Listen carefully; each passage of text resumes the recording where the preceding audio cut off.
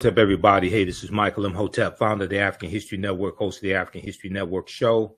I'm a talk show host, researcher, lecturer, writer, and historian.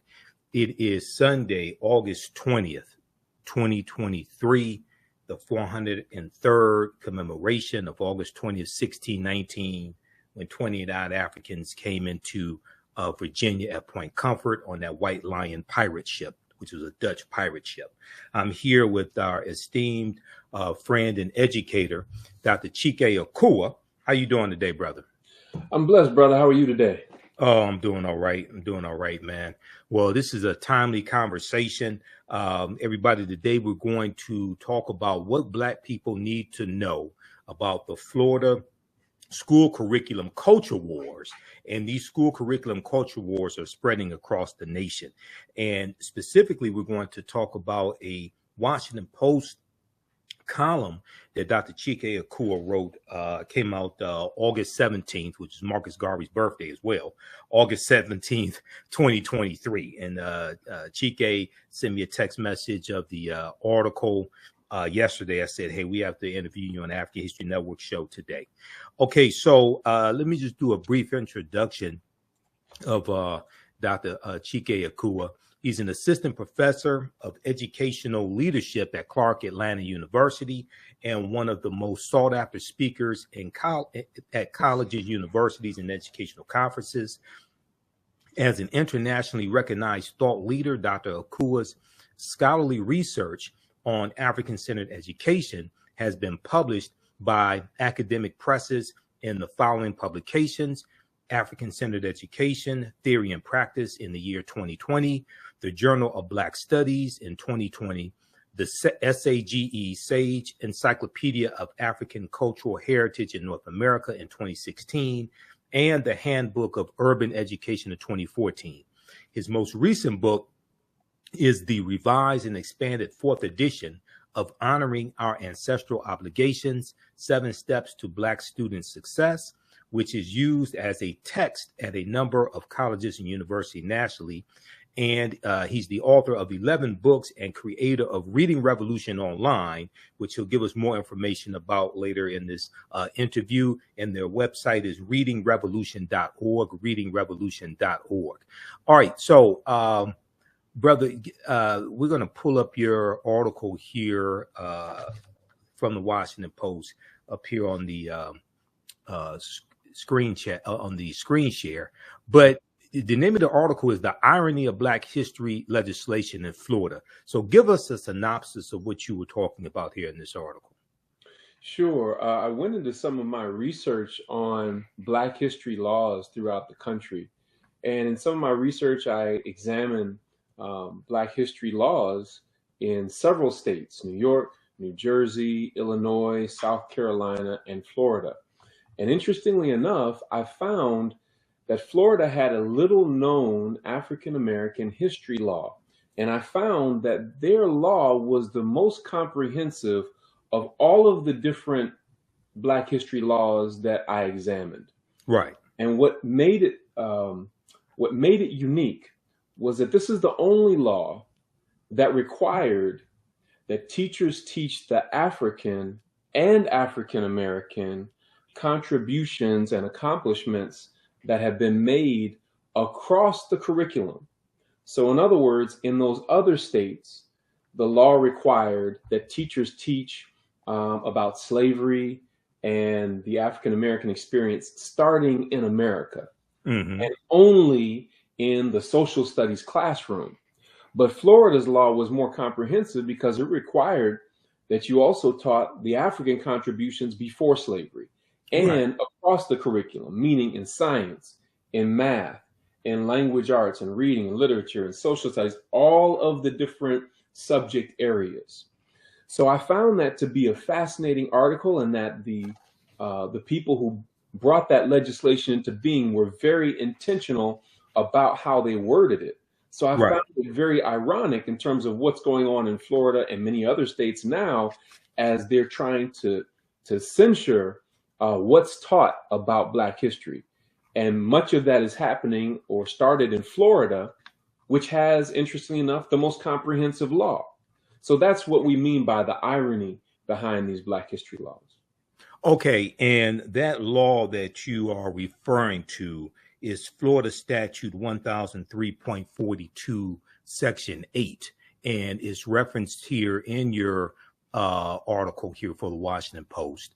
And in this section, and I'm going to have you elaborate on this, you talk about the fact that so you were teaching at a school. Was that an elementary school or middle school, and starting in 1992 in Virginia? Yes, middle school. Middle school, okay. And you go on to say in 1994, 2 years after I began teaching in Virginia, the state of Florida passed landmark legislation that required the teaching of African and African American contributions across the curriculum. And everybody could research this, and he put the link here in the article to this statute. I think it has the link to the article, the link to the statute, or you can Google it. Florida Statute 1003.42, Section H, required that teachers teach, quote, the history of African Americans, including the history of African peoples before the political conflicts that led to the development of slavery, the passage to America, the enslavement experience, abolition, and the contributions of African American society. Okay, so now contrast this. Now you and we're going to talk about your experience in teaching in Virginia as well, but contrast this law and Governor Ron DeSantis, who I loathe and abhor. He has cited this law to try to give cover to the 2023 social studies standards that so many people are raising objection to. And I have those social studies standards. I'm going to show them on the screen as well. I have the PDF of it, of the 216-page document or so. Talk about how this law contrasts with the 2023 social studies standards. Well, the law that came out in 1994, as you can see, is very comprehensive in the way that it was worded, because it was constructed by Black scholars and educators and legislators. Okay? Right. And I interviewed several of the Black legislators and educators that brought that law into being. And what they were very clear on is that prior to that law, there were several themes that emerged. One of them is the inaccuracy in the school curriculum. That each of the people that I interviewed were very, very clear that school curricula to that point was very inaccurate. Secondly, not only was it inaccurate, the second theme that emerged was that there were clear omissions that were very important contributions and accomplishments that African people and African Americans had made to American history and to human history. The third element or theme that emerged in these interviews, and by the way, when you conduct research, you're looking for patterns. So these are the patterns that emerge, whether you're doing interviews, doing surveys, observations. So the third thing that emerged was this issue of correction, that the standard American narrative of history needed to be corrected of these inaccuracies and omissions. And then once corrected, the true and authentic contributions of African Americans and Africans needed to be included into the curriculum. So inaccuracy, omission, correction, and inclusion. Those were the four primary elements that emerged in my research. So now when you contrast that with the so-called Stop Woke Act, one of the things that came up in DeSantis's remarks that was very ignorant was that he suggested, and you just scrolled past it, was that enslaved Africans developed skills as a result of slavery. Right, exactly. And I've dealt with that extensively here on the African History Network show, but go ahead, because you do have some historical information here as well, but go ahead and talk about that. Right. So we know, and historical research tells us, that African people brought the knowledge of the cultivation of the cash crops that made America a world superpower virtually overnight. So they brought the knowledge of agricultural engineering as it related to cotton cultivation, Right. indigo, tobacco, Rice. sugar, rice, all of those. And I wish I had added rice in there. I forgot to add rice. Yes. Absolutely. These are the cash crops that made America a world superpower almost overnight. Remember, when Europeans first came to America, they were starving. Right. They didn't know how to plant crops. It was Right. the indigenous people who had to show them how to do that. And indeed, Africans brought that over. They studied us very carefully so that they would know which nations to invade and which Africans to bring over here who had specific skills. So for him to make that very ignorant remark to suggest that Africans benefited from enslavement is idiotic and is very ill-informed and is very dangerous to teach our children or any children that. Because what it does is it justifies abuse. It very subtly justifies white terrorism and says, well, hey, you all should just be thankful to be here because you're in America. Exactly. You're the greatest nation in the world. Well, America would be nothing to speak of were it not for the brains and backs of African people. Exactly. And, you know, just a couple of things. And I know you know this because you teach about the history of the Moors. The Moors introduced into Europe cotton and sugar about 9th and 10th century. Mm-hmm. Okay. So and sugar comes from sugar cane.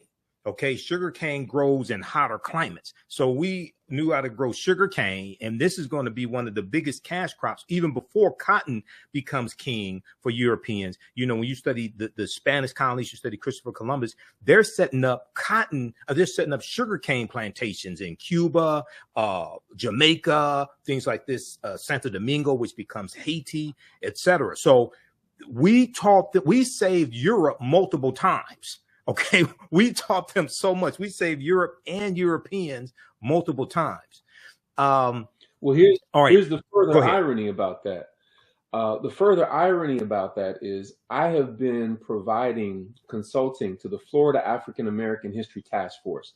It's actually the Commissioner of Education's African American History Task Force. And I've been consulting with them since 2006. I've developed curriculum resources for them, online training and professional development and in-person professional development for teachers and leaders throughout the state of Florida.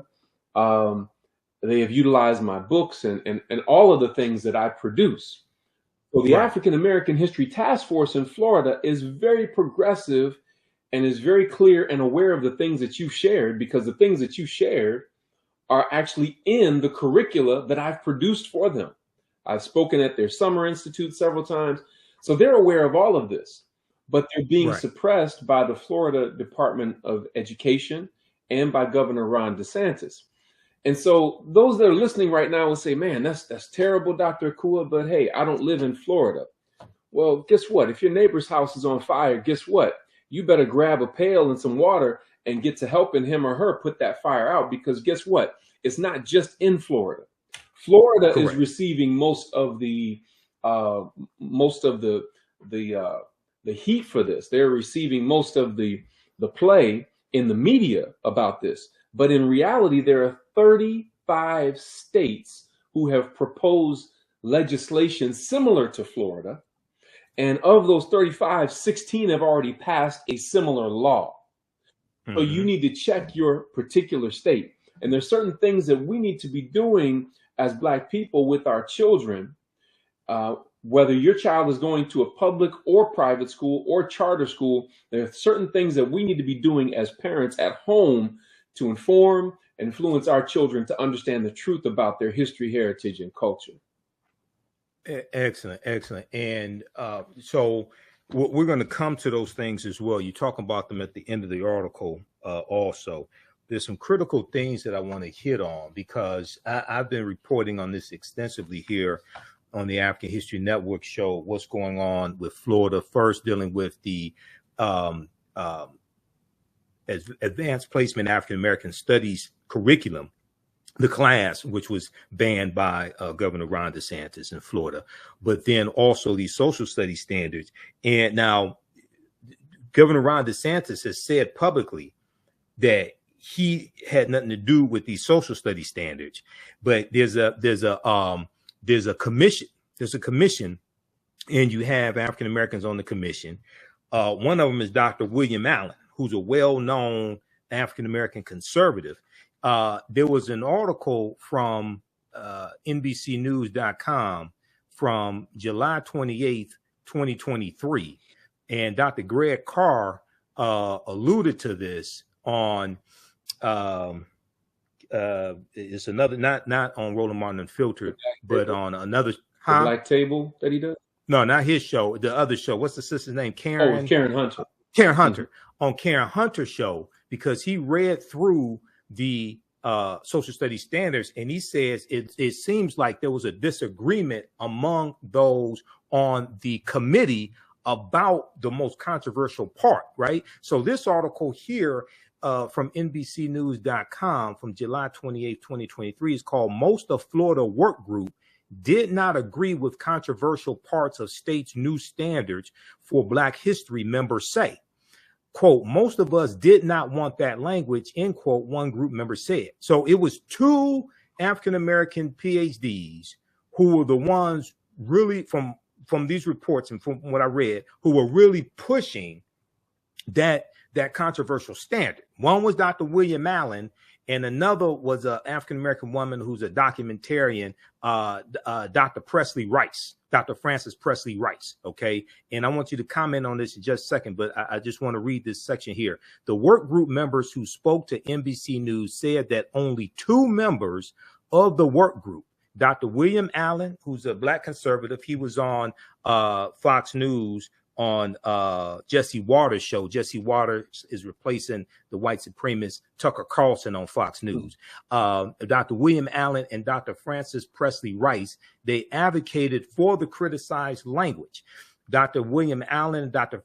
Frances Presley Rice, both Black Republicans, released a joint statement last week defending the new standards as, quote, comprehensive and rigorous instruction of African-American history. Now, and they said, quote, "The intent of this particular benchmark clarification is to show that some slaves developed highly specialized trades from which they benefited," end quote. These two Black PhDs wrote, quote, "This is factual and well documented." Go ahead and respond, Dr. Chike Akua. Then I got some follow-up information on this as well. Yeah, it's very skillful the way that they're attempting to word this. But let's go back to some of the first words you used to contextualize this. And you said two Black conservatives. Anytime I hear the words Black and conservative together, we have to ask the question, what are you trying to conserve? Are you trying to conserve traditional African and African-American values, history, and culture? Or are you trying to conserve the views and values of the white people who are paying you to say these things? And I think it's more of the latter, that certain of these so-called scholars are put in place because those that put them in place know that they will do whatever they're told to do. They're put in place because they already have a certain perspective that benefits whites in power rather than African Americans whom they should be serving. So it's clear, once again, when you read the literature, you begin to understand that African people already came here with highly specialized trades. We built America. It was built on our brains and on our backs, not just our backs, but our brains. We brought the intellectual know-how of agricultural engineering, ironwork, architecture, all of the different things that allowed America to become a world superpower in a relatively short period of time.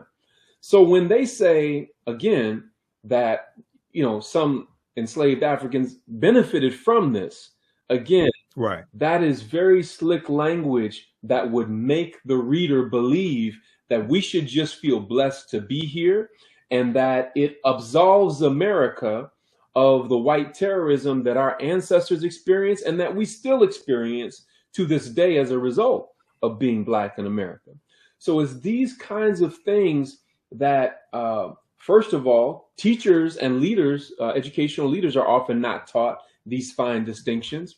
And teachers can't teach what they don't know.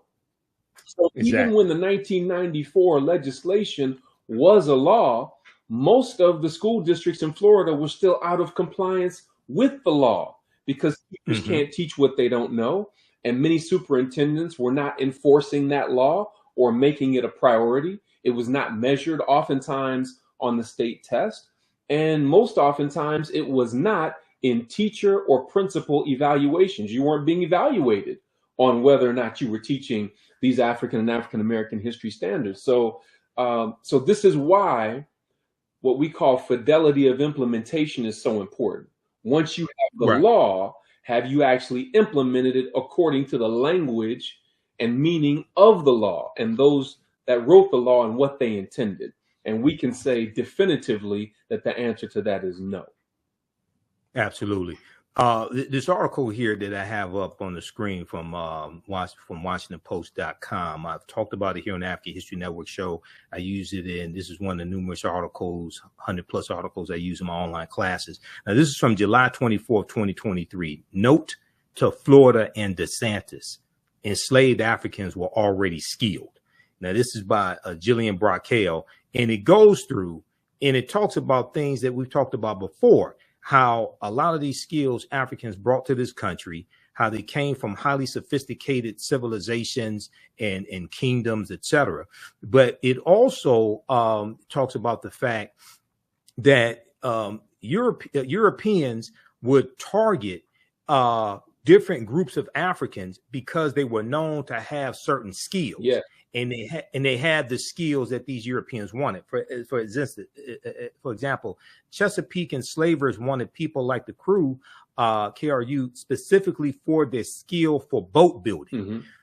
Though Europeans were sailing farther distances, slave traders marveled at the superior stability and speed of West African canoes, some of which they said could hold 100 people. These boat designs were ideal for fishing, freight, and ferrying up and down the Chesapeake. She talked about, we know Onesimus. I'm not exactly sure how to pronounce this, Onesimus, but Onesimus was the African slave who taught the Puritans how to inoculate themselves from smallpox. He was from West Africa. Mm-hmm. Okay. They talk about how New England Puritans targeted Akan-speaking people from the Gold Coast or Ghana who had a long military tradition emphasizing discipline and quick thinking. But go ahead and comment on this, brother. Yeah, so, and that's one of the things I love about your show, brother, is that you use documented research literature. And I can give some other examples. If you go and you read Charles Finch's book, The Star of Deep Beginnings, The African Genesis of Science and Technology, if you will go and read Blacks in Science by Dr. Ivan Van Sertima, if you read Blacks and Science by Robin Walker, volumes 1 and 2, there is a literature on these things. We're not just talking and just making stuff up. When we say that there's scientific research literature, we mean that there is hard empirical evidence to demonstrate what we're talking about. There, you have it right there. It's Robin Walker, Blacks in Science. Yeah. So there is a very long and extensive and voluminous research literature on these things for those that care to know. But one of the things that was done to us is to, first of all, make it so that you don't know, and then to make it so that you don't want to know. And so there's an African proverb that says, lack of knowledge is darker than the night. Not to know is bad, but not to wish to know is worse. And so for those of us who do know, for those of us who have made this our life's work to study it and pass it on to our children, these are very, very challenging times that we're living in. And what they are doing should be very clear to all of us. And so we cannot stand idly by and allow other people to control the curricula that our children will be fed when they go to school. And I want to say this also, Brother Michael. You know, we know here at the African History Network how important independent Black schools are, independent African-centered schools are, and we will always advocate for that. In addition to that, however, we also know that 95, 96, probably 98, 99% of Black children in America go to public schools. And they are going to be subject to this kind of indoctrination. And so that is why we must fight inside the system and build outside of the system simultaneously. Exactly. And this is why, even though you and I are both advocates for homeschooling, and we both speak and have spoken numerous times at the Liberated Minds Black Homeschooling Education Expo, shout out to Queen Thais, Yes. and the people doing work there. But homeschooling by itself is not going to save African-American children. And what I mean by that is the majority of our children are still going to go to public school. So even though we can augment what's taking place in public school with homeschooling, we're not going to be able just to homeschool exclusively all of our children. Okay. And the other thing is that every ethnic group of children need this history also, not just African-American children. Go ahead. In addition to that, our tax dollars are going to this. Exactly. We're paying to be miseducated.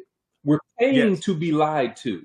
We're paying for what Dr. Kemet Shockley calls a mild form of mental molestation when our children go to these schools. So we're literally paying to be oppressed. And one of the goals of the oppressor is to get the oppressed to participate in their own oppression. And so that's one of the things that's a big problem with this as well. And this is why we must take a stand on this, why we must be vocal about it, and why we must continue to agitate to make sure that these clarifications and corrections are made. But we need to do it at home as well as in public and in the schools. Exactly. I want to go to this article here, then we're going to go back to your article with from the Washington Post. Now, I've dealt with this all extensively here on the African History Network show, step by step.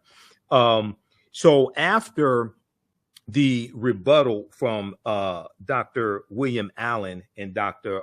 Francis Presley came out, what happened was, is detailed here in this article here from the Tampa Bay Times, picked up by Yahoo News. I want everybody to read this. Benefited from slavery. Critics say some of the state's examples were never even slaves. So this is what happened.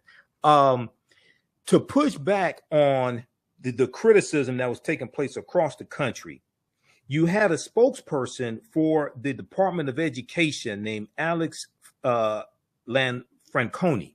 Alex Lanfranconi, a spokesperson for the Florida Department of Education, said the experts stand behind their examples. So they put out 16 examples of African Americans who they claim were slaves and who they said gained skills during slavery that they were able to use to their benefit. Okay. Responding to mounting criticism, the department, referring to the Florida Department of Education, issued a statement Thursday offering 16 examples of historic figures it said fit that description. Okay. The description of people able to enslaved and gained, suggesting some slaves benefited from skills they learned while enslaved. That they develop highly specialized abilities that help them later in life is, quote, factual and well documented, end quote, the Florida Department of Education stated. Asked for more information on Friday, Florida's Department of Education cited references, the Colored Patriots of the American Revolution, which is an 1895 book by William Cooper Nail. I don't know why they had to go back that far. And Encyclopedia of African American History, 1619 to 1895, which is a 2006 book edited by Dr. Paul Finkelman. We had Dr. Paul Finkelman here on the African History Network show a few years ago when he was speaking at the Charles H. Wright Museum of African American History. Now, Alex Lanfranconi, a spokesperson for the Florida Department of Education, said that experts stand behind their examples. Dr. Francis Presley Rice, a co-founder of the Yoakum African American History Association and chairperson of the National Black Republican Association, already there, warning flags all over the place, National Black Republican Association, she's the chairperson, provided the information to the Florida Department of Education. But other sources offer conflicting descriptions of the 16 historic figures, and critics came forward to attack the department's claims. Among the problems historic sources show several of the 16 individuals were never even slaves. Go ahead and comment, and I'm going to pull up the 16 individuals, brother, because almost half of them were never slaves. Go ahead. Yeah, so there were many Africans who not only brought their skills with them from Africa, but there were many who were free people in the Americas. Yes. Who had developed their skills and were working in everyday life. But, you know, we could shut this down with one simple comment, brother. And it's simply this, and I have to give a shout out to my brother, JR, who shared this with me. Okay. Would there be anyone so ignorant as to suggest that Jews benefited from the Holocaust?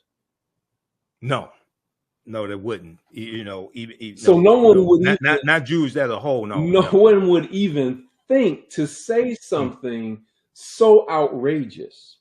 Right. But why is it that there are those that think that they can say that regarding African and African American people?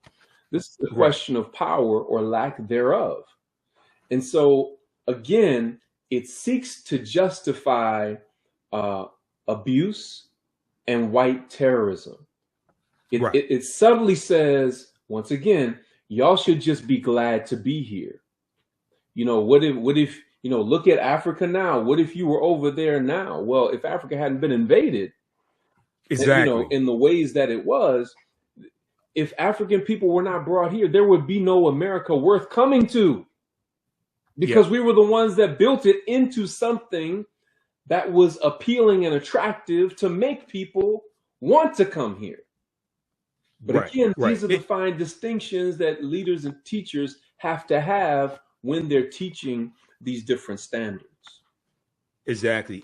And not only that, we take it back to Dr. David Imhotep and the first Americans were Africans documented evidence. There's overwhelming evidence to show the African presence here tens of thousands of years ago, at least 51,700 years ago. So this, to be quite honest, this was our land stolen from us. Absolutely. Okay.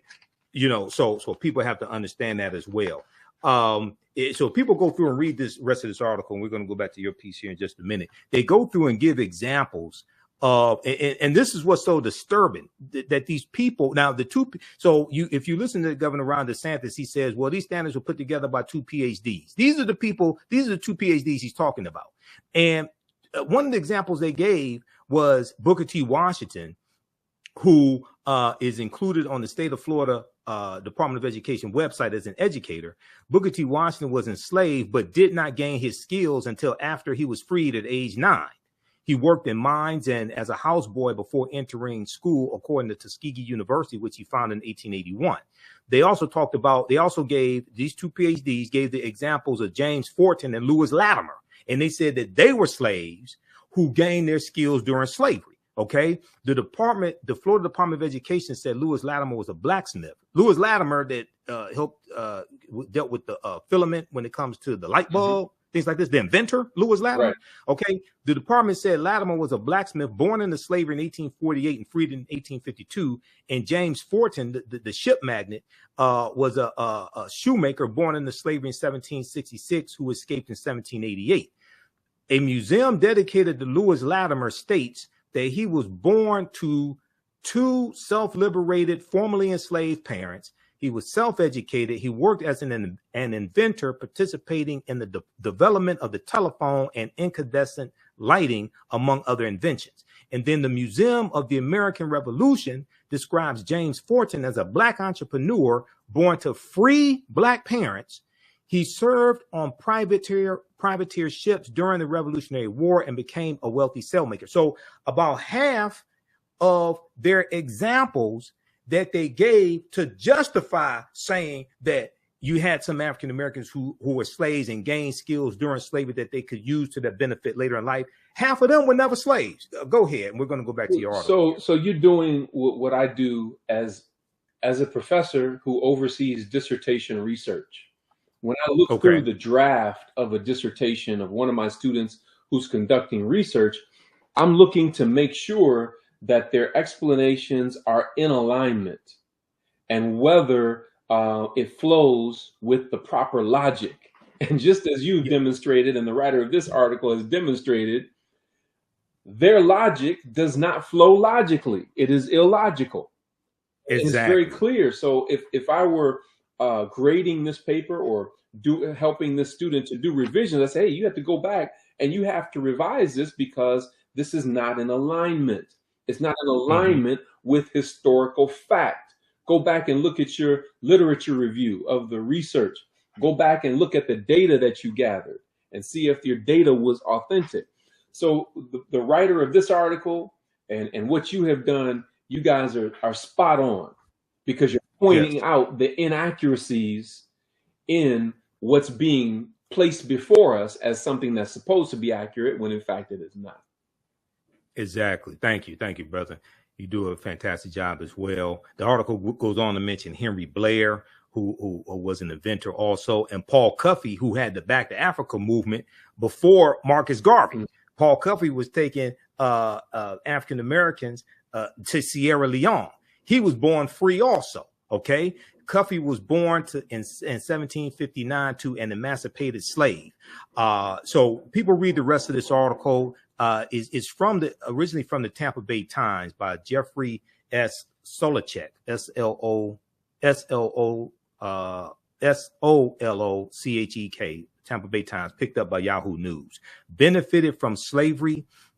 Critics say some of these states' examples were never even slaves. This is from July 22nd, 2023. This is why it's important to do research and don't just, circulate nonsense like Tyler Perry bought BET, which I told people did not happen. I told people 2 months ago, I put out a video 2 months ago. I said, Tyler Perry did not buy BET.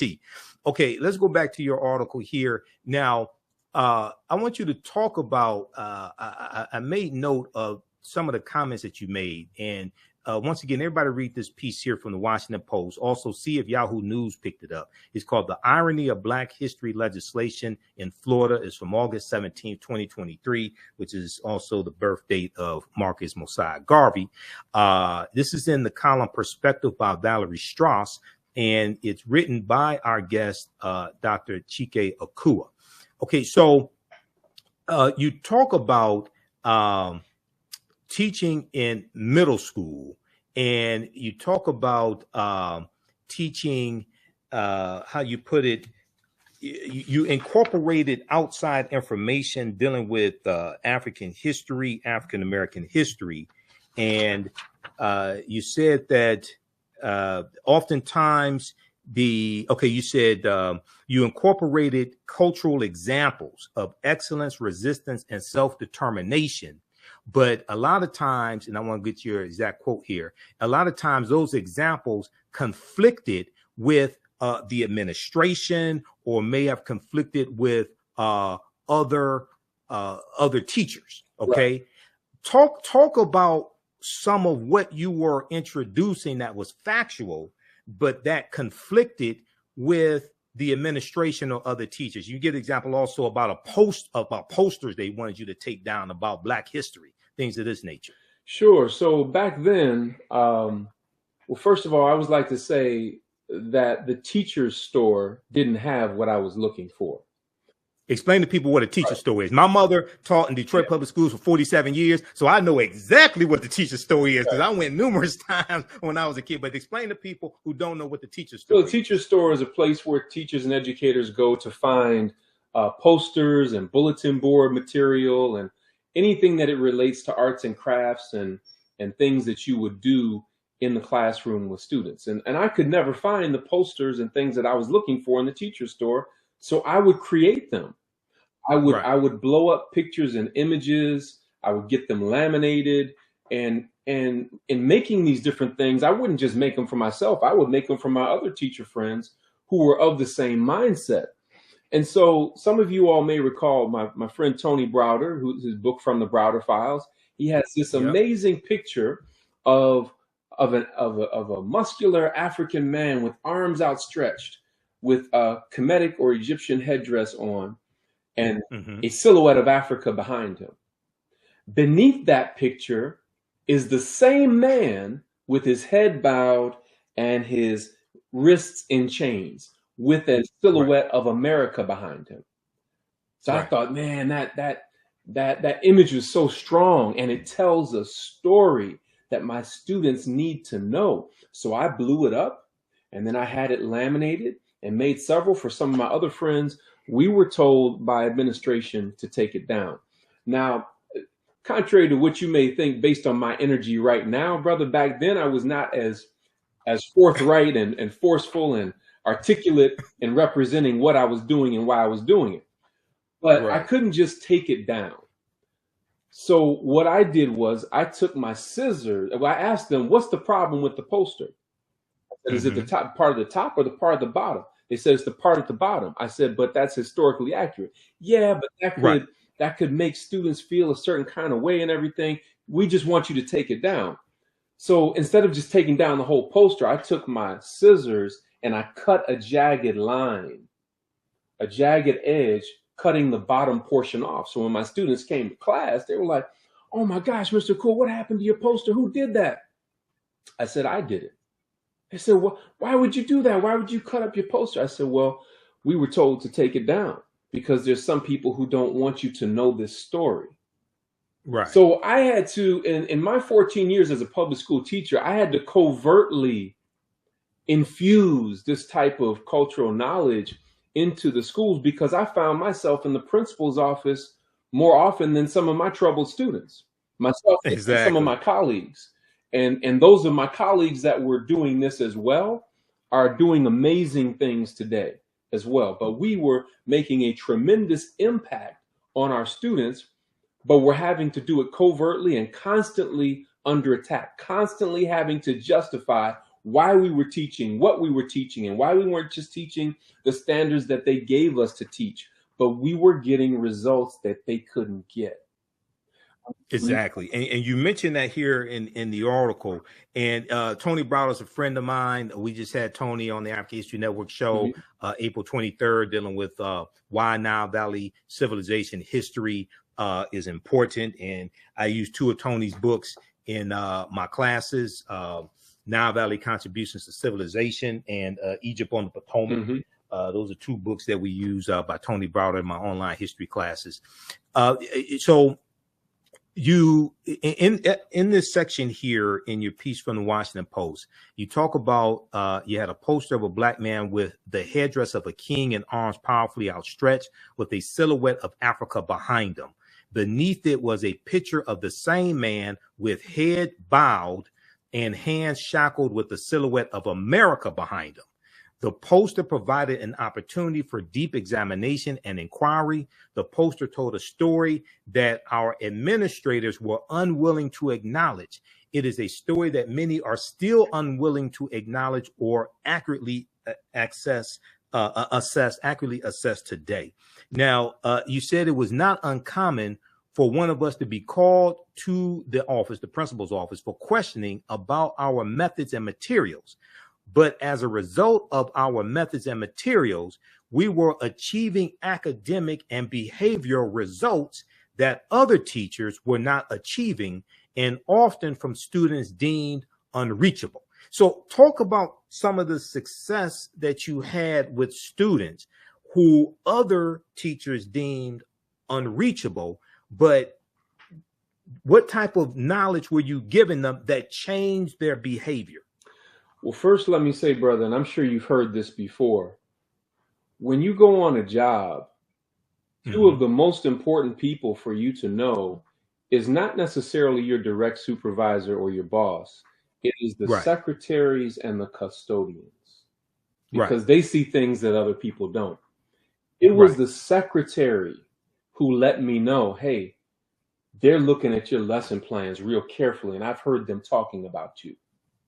It was the black secretary who told me, listen, if you hear a click over the intercom system, a random click, they're listening in on your classroom.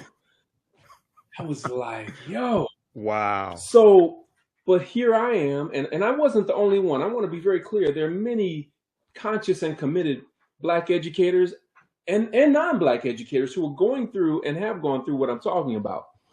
But they used to send to me the students that they could not handle. They used to send to me the students that they could not control. they were always amazed at, they were oftentimes always amazed, when they came to observe my classroom. My students were on task. They were answering questions, asking good questions, respectful. But then in other classrooms, they're unruly and out of control, because they're not just unruly and out of control. That is a form of resistance to miseducation and oppression. This is what a lot of people don't understand. When our children act up and act out in school, it's not just acting up and acting out. It is a form of resistance to miseducation and oppression. And Imwali Mubaruti says something interesting. He said, Dr. Mwalimu Baruti. Baruti, yes. He said, shout out to Mwalimu. Yeah, yes. He says miseducation leads to diseducation. I need to break this down, brother. Miseducation, of course, comes from Carter G. Woodson, and that is being given a form of schooling that doesn't teach you the truth about your history and culture or prepare you for life as you will face it. Okay, that's miseducation. But Imwali Mubaruti says miseducation leads to diseducation. Diseducation is an anti-learning psychology. In other words, you've lied to me so much, now I don't want to learn about nothing. So think to yourself, have you ever seen, particularly young brothers, sometimes sisters, but most of the time young brothers, who mentally opt out of school altogether? They've checked out. They're resistant, they're unruly, they're defiant, they may be disrespectful, because that is a result of diseducation.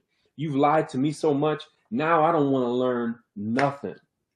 Right. And all of this can be mitigated and solved by conscious and competent educators who know the truth about our history and our culture, and who understand the methods for reaching and teaching and bringing out the brilliance in Black children. The methods for reaching and teaching Black children have been proven to be unique from other methods. And oftentimes, many of our teachers are taught in schools of education where they don't learn the methods that have been proven to bring out the brilliance in our children. So we already have a chronic teacher shortage. And then the teachers that do get results, you put the heat on them because they're teaching in culturally relevant and responsive ways, and they're teaching truths that you're not comfortable with. So this is what we're facing in the schools today, and it's something that needs to be dealt with head on. Exactly. I totally agree with you on that, man. Okay, and let me put your website up here, the website link. Everybody visit Dr. Chike Akua's website, which is readingrevolution.org. Reading Revolution. We have it here at the bottom of the screen, readingrevolution.org. You can get more information on his programming, on his programs, and get into contact with him as well. And he's going to give us some information toward the end of this broadcast also.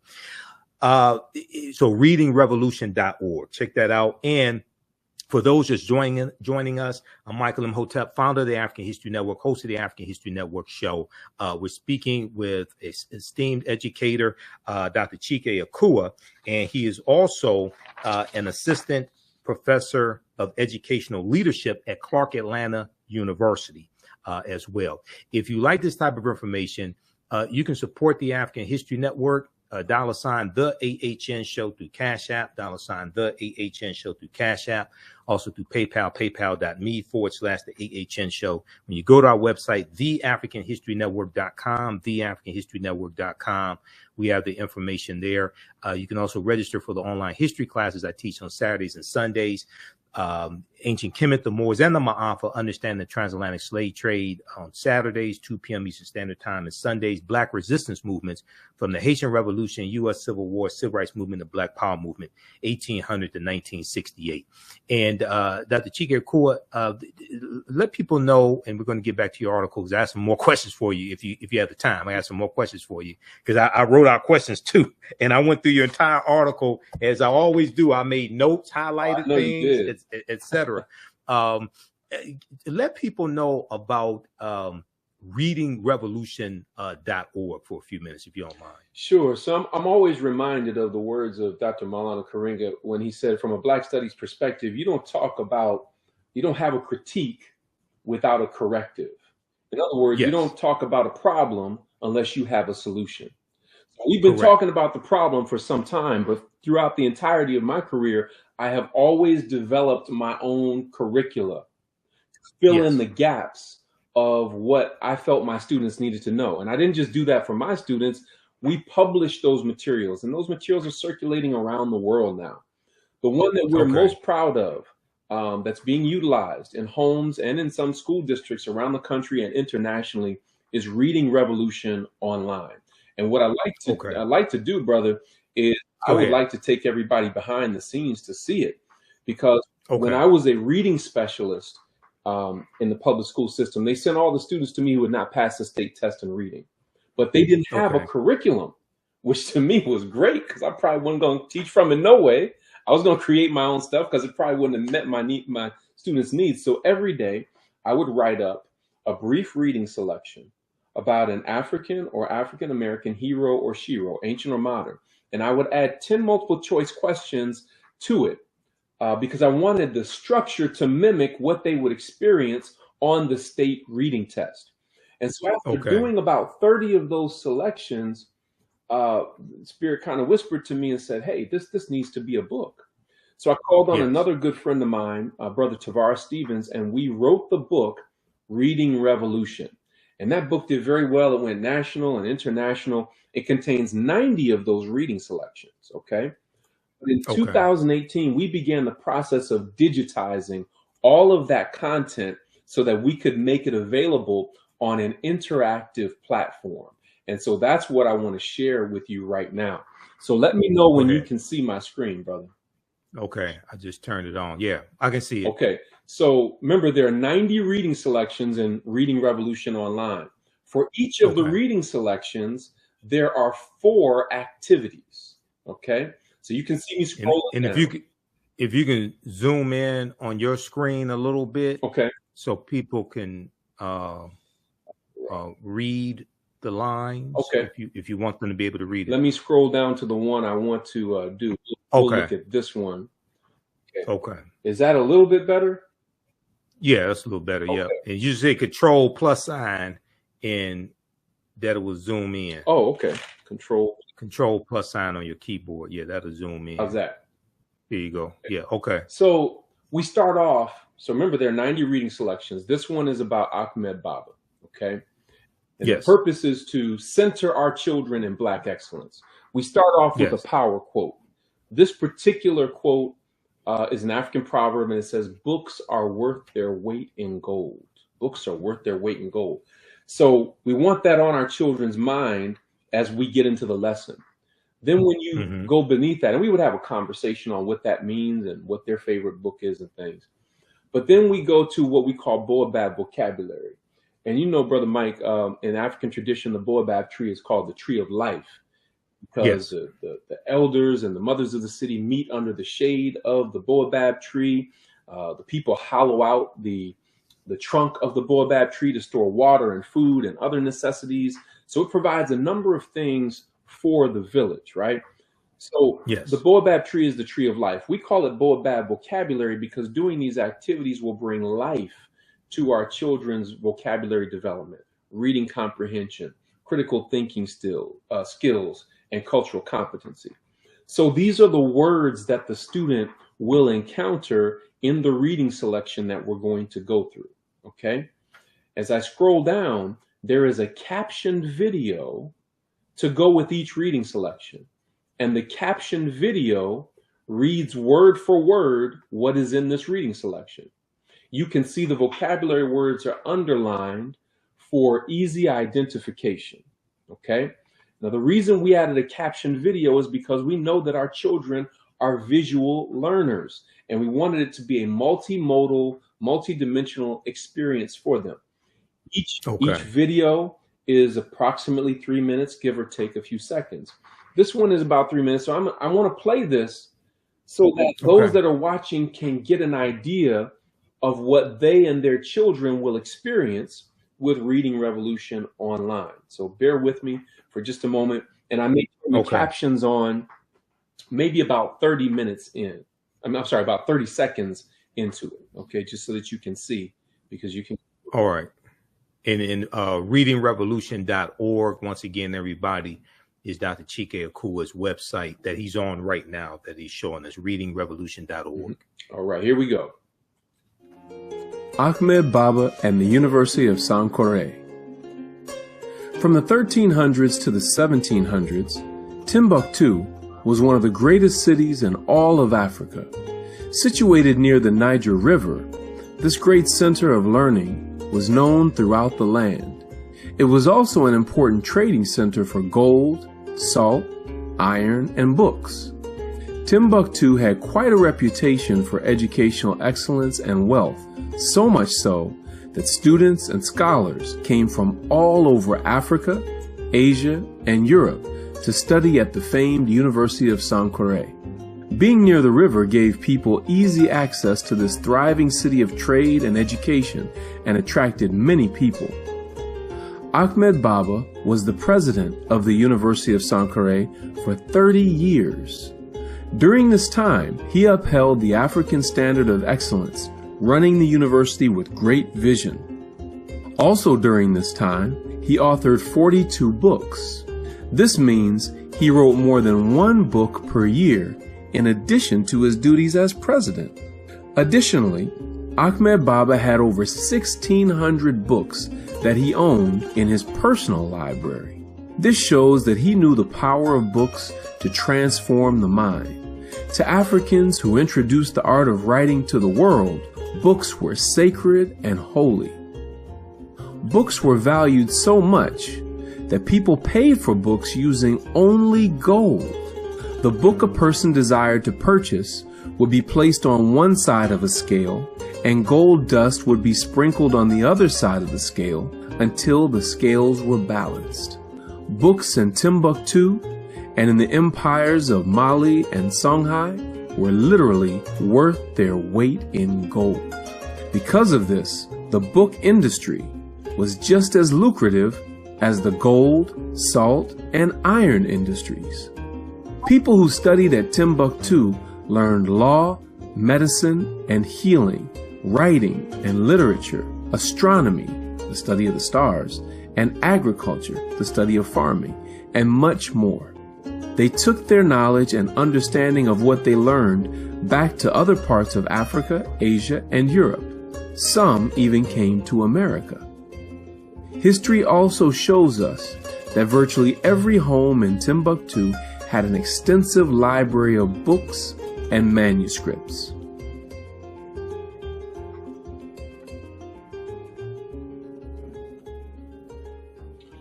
Okay, before. All right, that's great.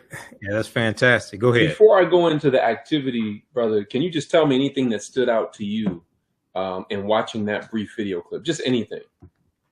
Well, Ahmed Baba being the president of the University of Sankore for 30 years, I knew he had a library of 1,600 books. I knew he wrote numerous books. He wrote 42 books. Reminds me of the 42 laws of the 42 negative confessions of Muhammad. Right. Then also every home in the city of Timbuktu, in the Mali Empire, had a library in the home as well. And I tell people, people that watch the African History Network show, I tell them we need to have our own University of Sankore in our homes. We have entertainment centers, but we need to have learning centers in our homes as well. Absolutely. And, you know, like so many people, I was miseducated in my K through 12 schooling process. But when I started learning the truth, you know, when I was growing up, brother, we used to say, man, I'll knock you all the way to Timbuktu. Right. I didn't know that was an actual place, though. An actual place where people came from all over the world to study at the feet of our ancestors, right? Yes. So after listening to the video and reviewing the printed reading selection, the student would then go down here to the Baobab vocabulary activity. And what you see is the vocabulary word on the left-hand side, the definition on the right-hand side. So the duty of the student is, this is a click and drag activity.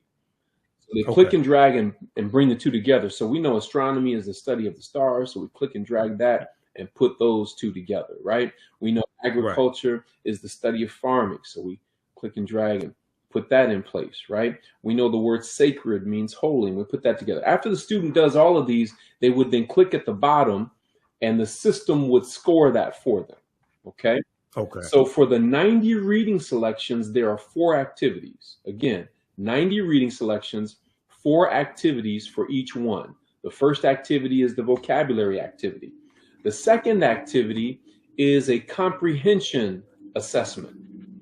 And I'm going to just run through these real quick, and you'll see some of the vocabulary words in here as well. I'm going to get some of them wrong on purpose for the sake of time. I'm just going to run through this. I'm going to get some of these wrong so that you can see how our system scores it. Okay. Let's see. So this is what we call a short cycle assessment.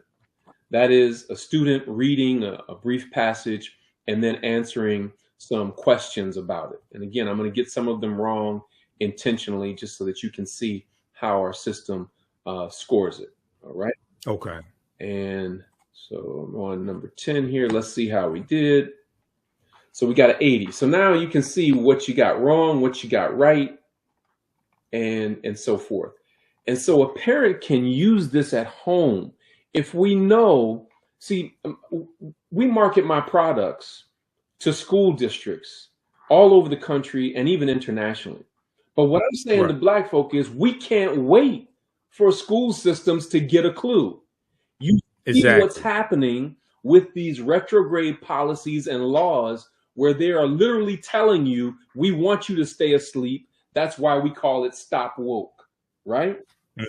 Yep. So we have to then take the responsibility to teach our children the truth at home so that at least when they go into school, they're now equipped to deal with the lies that they're being told, okay?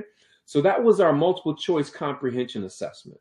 We had the vocabulary, we had the comprehension, now we have the grammar. This is where we take several items from the reading selection, and the student then has to retype each sentence, adding capitalization, punctuation, and changing verb tense where necessary.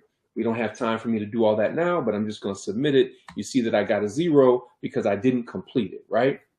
This is going to improve our children's grammar and writing skills as they're focusing on these particular elements of grammar and so forth.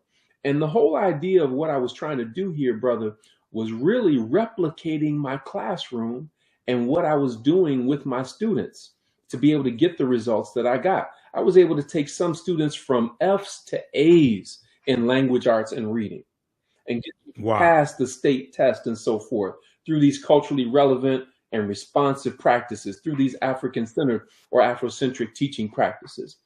But if we're going to have a reading revolution, we also have to have a writing revolution. Right. And so for each of the 90 reading selections, we have a writing prompt also. This one says, Ahmed Baba wrote 42 books. If you were going to write a book, what would it be about? Would it be fiction or nonfiction? Who would the book be for? What age range or audience? Describe and explain. So the parent or the teacher would then tell the student, okay, I want you to write a paragraph, or I want you to write 2 paragraphs about this particular writing prompt. And our platform will archive that writing for them, right?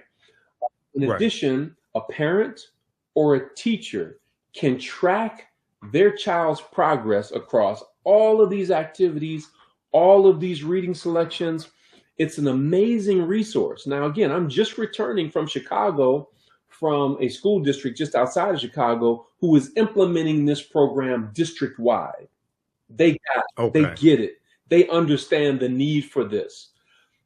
And there are many other districts that are utilizing it. But again, parents, we can't wait for school districts to get a clue. If you your son, your daughter, your niece, your nephew, your grandson, your granddaughter, right? We need to make all Black people aware that this resource is available to make sure that they're centered in the best of their culture, so that when they hear these erroneous remarks of miseducation, they will know who they are, whose they are, where they come from, and where they're going. Again, it contains examples of African excellence from ancient times to modern. right? Okay. So we wanted to give our children a very well-rounded example of what our excellence looks like. And then I want to show you something else real quick too, brother, because Okay. this may be just as important. Okay. So now I'm going to the website. What I showed you before is behind the scenes once you get a Reading Revolution online membership. But I'm going to scroll down here and hopefully you can see this picture of the Reading Revolution team. Can you see that right there? We're all dressed Yes. in blue.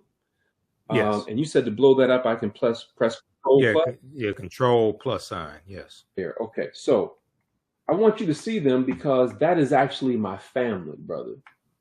Okay. This is a family affair. We got together and we did this. You can see in the bottom left-hand corner is a picture of my wife. She is a master teacher in her own right. She did a number of the editing and the voiceovers. So when you listen to the videos, it won't just be a male voice. Sometimes you'll hear a female voice, right? Right above her is my oldest son, Jabari. He's a computer engineering and game design major. He did all of the audio engineering for Reading Revolution online. Next to him is his younger brother, Amari. Amari is a film and media major. Amari did the videos, but when he saw the scope and the scales, he's an amazing photographer and videographer. But when he saw the scope and the scale of the project, he called upon his girlfriend, Ayana, who's in the bottom right-hand corner. She is an amazing communications major and an amazing video editor as well.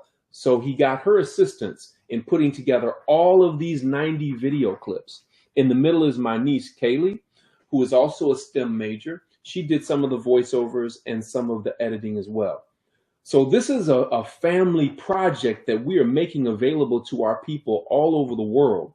And I'm sharing that with people to let them know that we don't just talk about the problems. Right. We create Exactly. solutions. And when you look at the results, look at what Dr. Marcus Jackson had to say here. He said, and he is the chief academic officer in Lancaster Independent School District in Texas, just outside of Dallas. He said, as educators, our goal is to ignite a flame that burns for knowledge. For years, Reading Revolution has been able to ignite that flame for many of my students by improving reading levels by 1 to 2.5 grade levels in a year. In a year. Wow. Now, we know that our children were behind prior to the pandemic. Now there's even more learning loss, but he's saying Reading Revolution can help your child to improve their reading level in 1 to 2.5 grade levels in a year. Here we have a sister not too far from you in Inkster, just outside of Detroit, Michigan. She was at Inkster Prep, and her name is LaTanya Stevens. She says, if you're considering Dr. Akua's Reading Revolution for your school or district, I highly recommend it. She said they were able to improve theirs an average of 1.7 years growth in reading in a year. Okay. Wow. And they said, so in other words, we're getting results. We have something that works, right? So for those that are listening, when you go to readingrevolution.org, I want you to click on parents. When you click on parents, that's going to take you to this page where you can watch a brief video clip and determine how you want to engage with Reading Revolution. For those that are interested in purchasing a membership, you can use this code to get a significant $200 discount. All right, taking it from $497 to $297. And the code that you want to use is just READ in capital letters, READ. So when you click on to purchase, it will take you to a screen that asks for the coupon code. And the coupon code, I'm gonna put that code on the screen if you don't mind. Yes, READ in capital letters. Okay. But when you think of the things that we spend money on for our children, $100 and $150 shoes, dozens of video game cartridges and different things that they use to access video games, where they're paying Jordans $30, $40, $50 per game and so forth. We have to invest in our children's education because they are showing us very clearly that they're not going to teach it, except in places and spaces where there are conscious and committed Black educators who are constantly advocating. But still, we have to do this at home. Exactly. And we really want to encourage everybody to use it. And I've talked about on this show here the war against African American history being taught in the schools across the country, especially in former Confederate states like Florida and Georgia, things like this, especially these former Confederate states, because what's taking place is they want to suppress the teaching of the history of the past that teaches you how you got here. And then in those same states, they have passed voter suppression laws to suppress your ability to vote and have your vote counted, okay, to suppress your ability to impact the future. All right. So this is what's taking place. And this is orchestrated. It's not a conspiracy because it's happening in plain sight. You can read about it. It's not like some deep plot. No, you can read about this. And to give you was one quick example, and then I want to wrap up with your article from the Washington Post, because I do want to go back to that. So there's a deep article from NBCnews.com that deals with the origin of the anti-critical race theory movement. Okay. And it talks about how it goes back to Donald Trump in 2020. Okay. September 2020, when he was president, and an executive order that he did attacking, he was attacking, it was in the training that was taking place in the federal government. It was attacking critical race theory and diversity, equity, and inclusion, being that taking place in training with the federal government. I'm going to pull up this exact article because I want everybody to read this, and it goes through and breaks this down. It's called How Trump Ignited. Let me get the exact article here. How Trump ignited the fight over critical race theory in schools. How Trump ignited the fight over critical race theory in schools. Now, this also is an example, one of the numerous examples of how elections have consequences and how you cannot let crazy people have power. Okay. And this is something I was warning people about in 2016 about Donald Trump. And I was warning people what was going to happen. And it was a whole lot worse than I thought, but I saw these things coming. Okay. But a lot of people didn't understand history and didn't see this coming. How Trump ignited the fight over critical race theory in schools. Republican lawmakers across the country have proposed bills to ban critical race theory in K-12 schools. Here's what that really means. Now, critical race theory is a legal analysis that's taught in law school, graduate school, and a little bit at the undergraduate level. It's not taught in K-12. All right.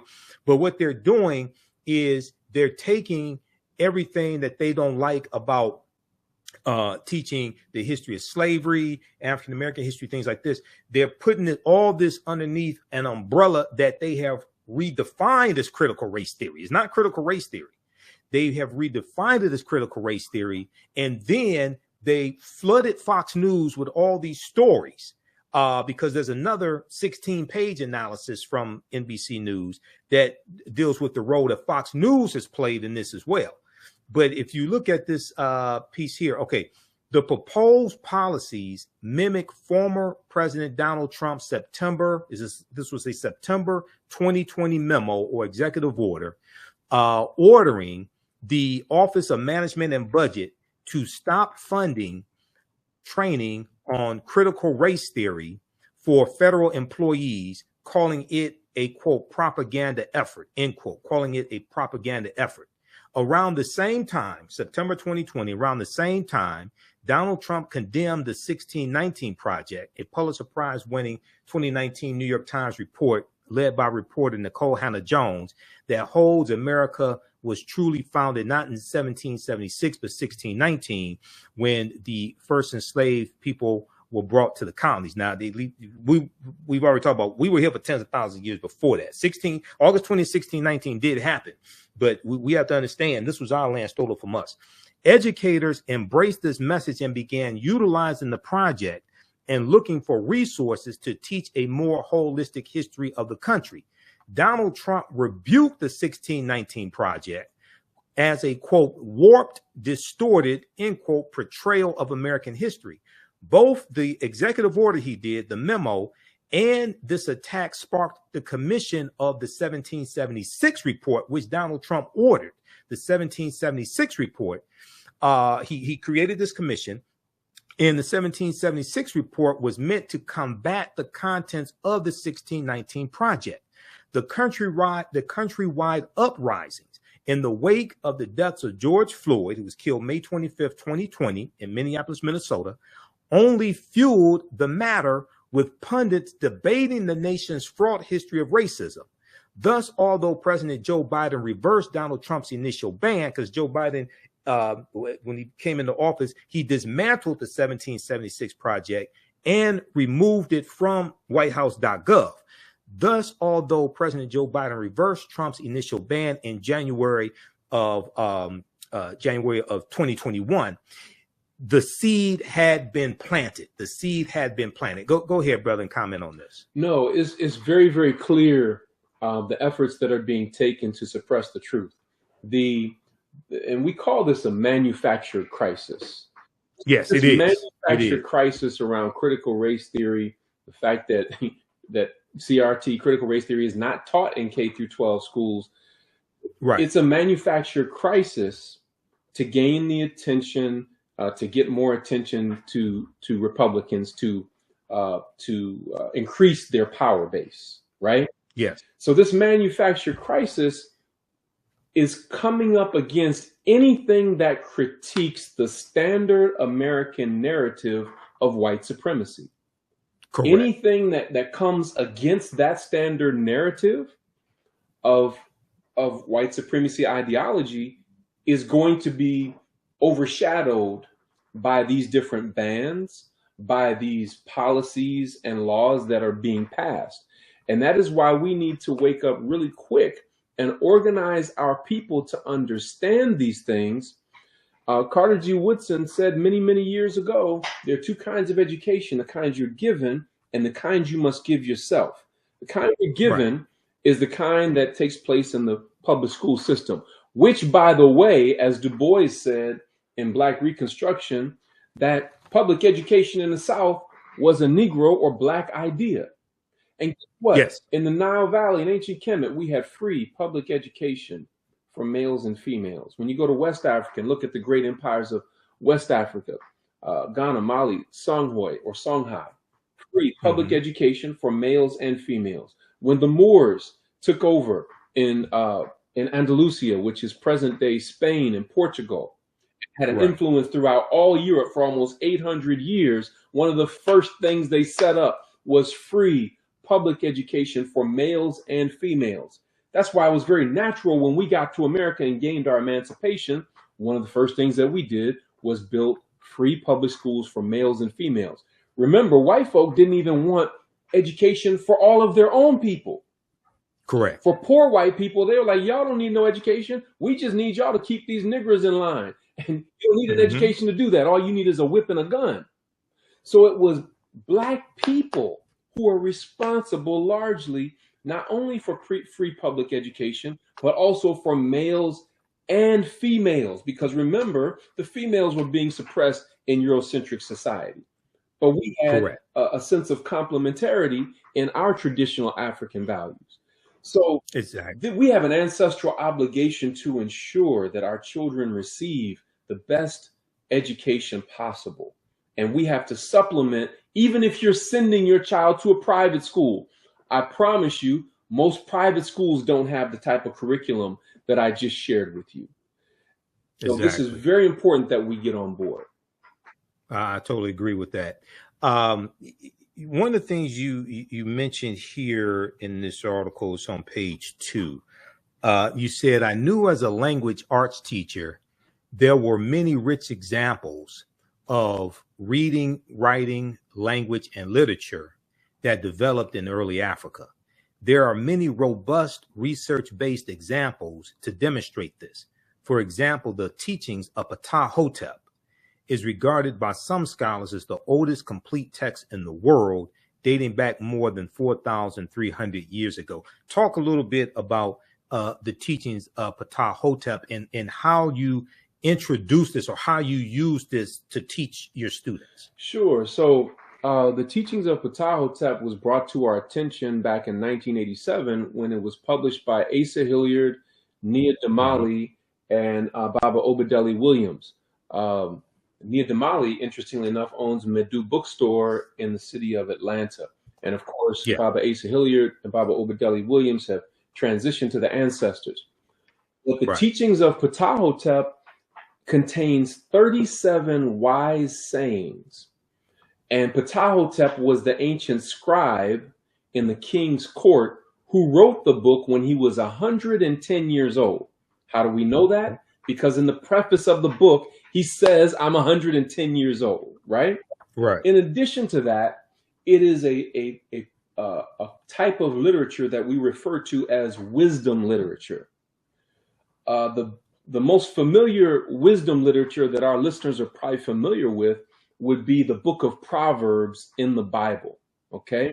But this predates the book of Proverbs by well over 1,000 years, and you find many of the same sentiments in the teachings of Ptah-hotep later show up in the book of Proverbs in the Bible. Right.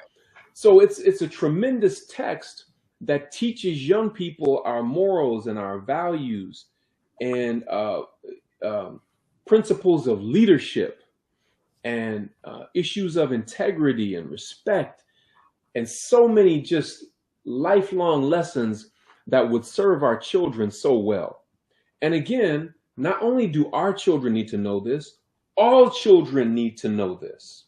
Exactly. Because when all children are not taught these things, I say in the article that every culture holds a key to unlocking the challenges that all humans must face. So when any culture is suppressed, all of humanity is diminished as a result of that. So when you hear me talking so passionately about what our children need, of course, I'm B1, I'm Black first, right? But and I also recognize that all people need to know this information. Other words, humanity is diminished. So the teachings of Ptah-hotep is a powerful resource. You can go online right now and order that book. It's a thin book, but a wealth of information in it that would serve you and your children very well. Absolutely. At the end of the article from the Washington Post, you give 3 recommendations. I have a copy of the teachings of Ptah-hotep somewhere here in the office, but also in Dr. Malefikete Asante's book, The Egyptian Philosophers, Ancient African Voices from Imhotep to Akhenaten. Yes. Yeah, that's it right there. I have that version, but he talks about Ptah-hotep in here, who was a philosopher as well, lived somewhere around 2414 BCE before the Common Era. Because in the introduction, Chronology of Ancient World Philosophers, they mention a number of different ones. Imhotep, who I'm named after, Kagimni, you have Kunanub, Akhenaten. It's a number of them. Amenhotep, son of Hapu. So this is before Socrates, Plato, and Aristotle. Right. Okay. So we have our own philosophers as well to study. At the end of the article, and once again, everybody, the name of this piece from the Washington Post, The Irony of Black History Legislation in Florida. You say, here are 3 recommendations for moving forward. Here are 3 recommendations for moving forward. Let's see. So, and you mentioned Dr. Carter G. Woodson here as well. Let me look at this last paragraph. You say effective and inclusive curricula exists. Let's go back. Effective and inclusive curricula exist, but are deeply suppressed.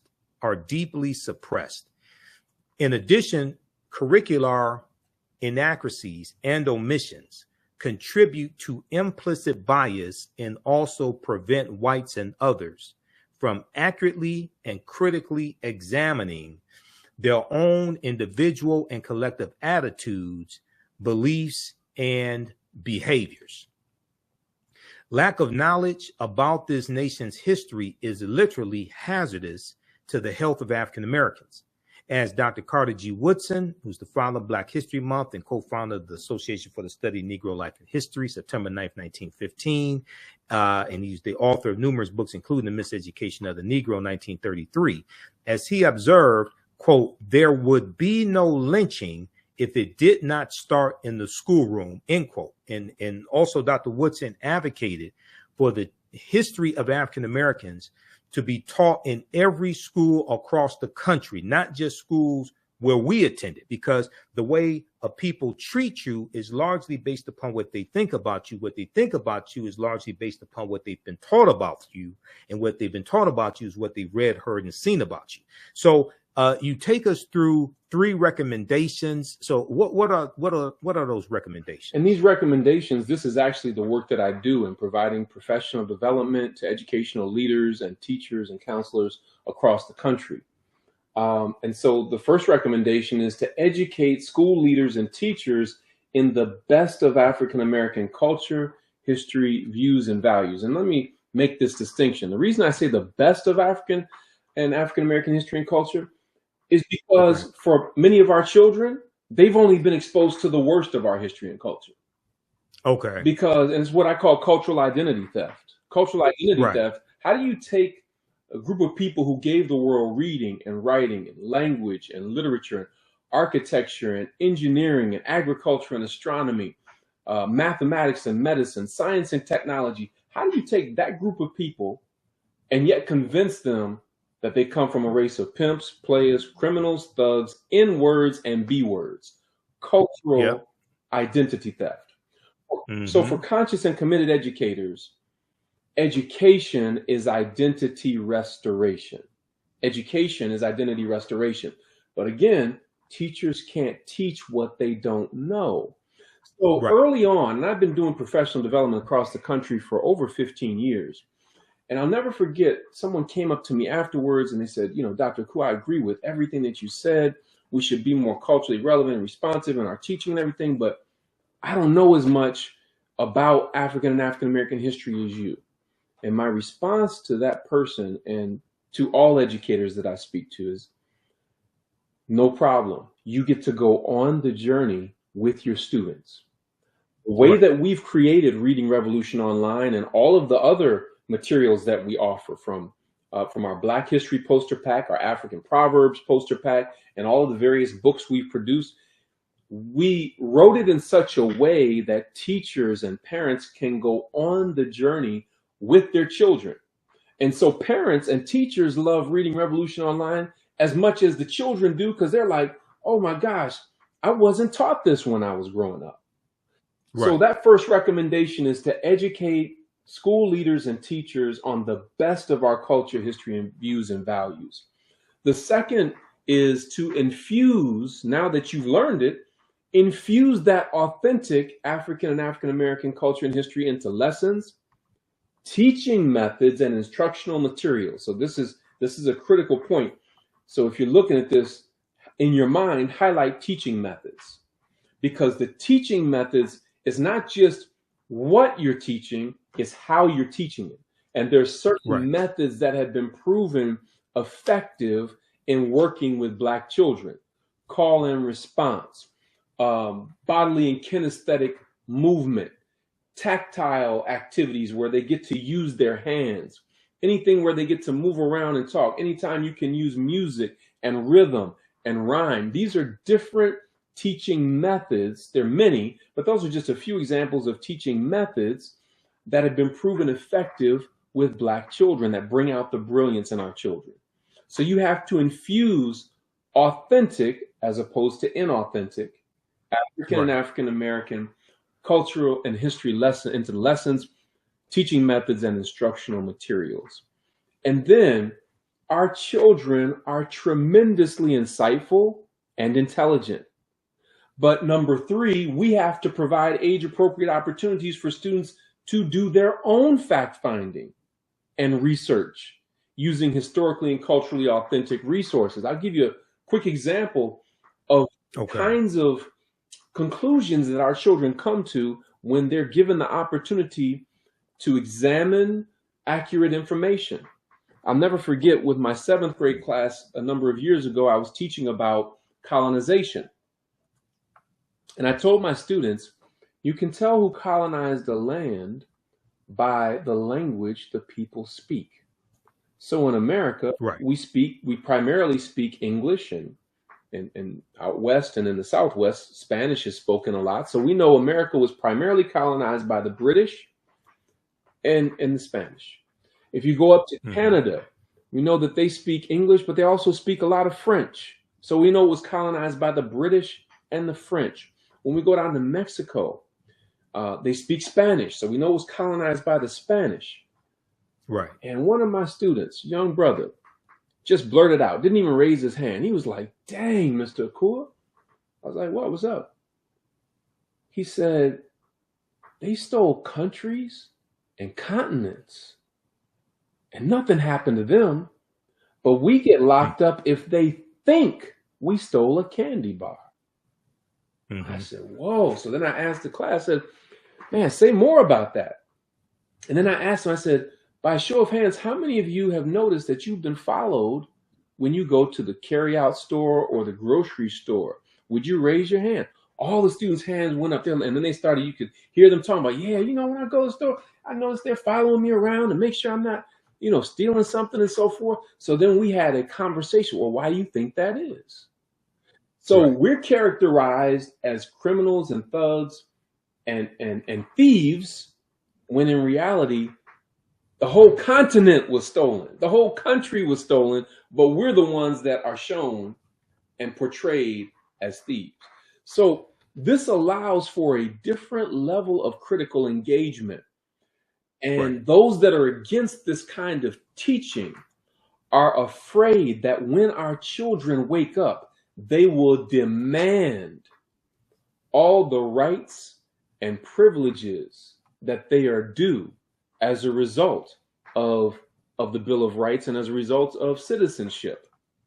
And so part of the idea is to continue to indoctrinate them into the standard American narrative of white supremacy ideology, and never have them to raise any question or any issues of inequity.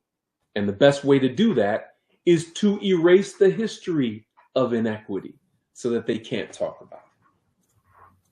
Right, exactly. And that goes back to the laws being passed in these, especially these former Confederate states. They're using the lie of critical race theory, and saying critical race theory is indoctrination, is being taught in the schools, things like this. Is not being taught in the schools.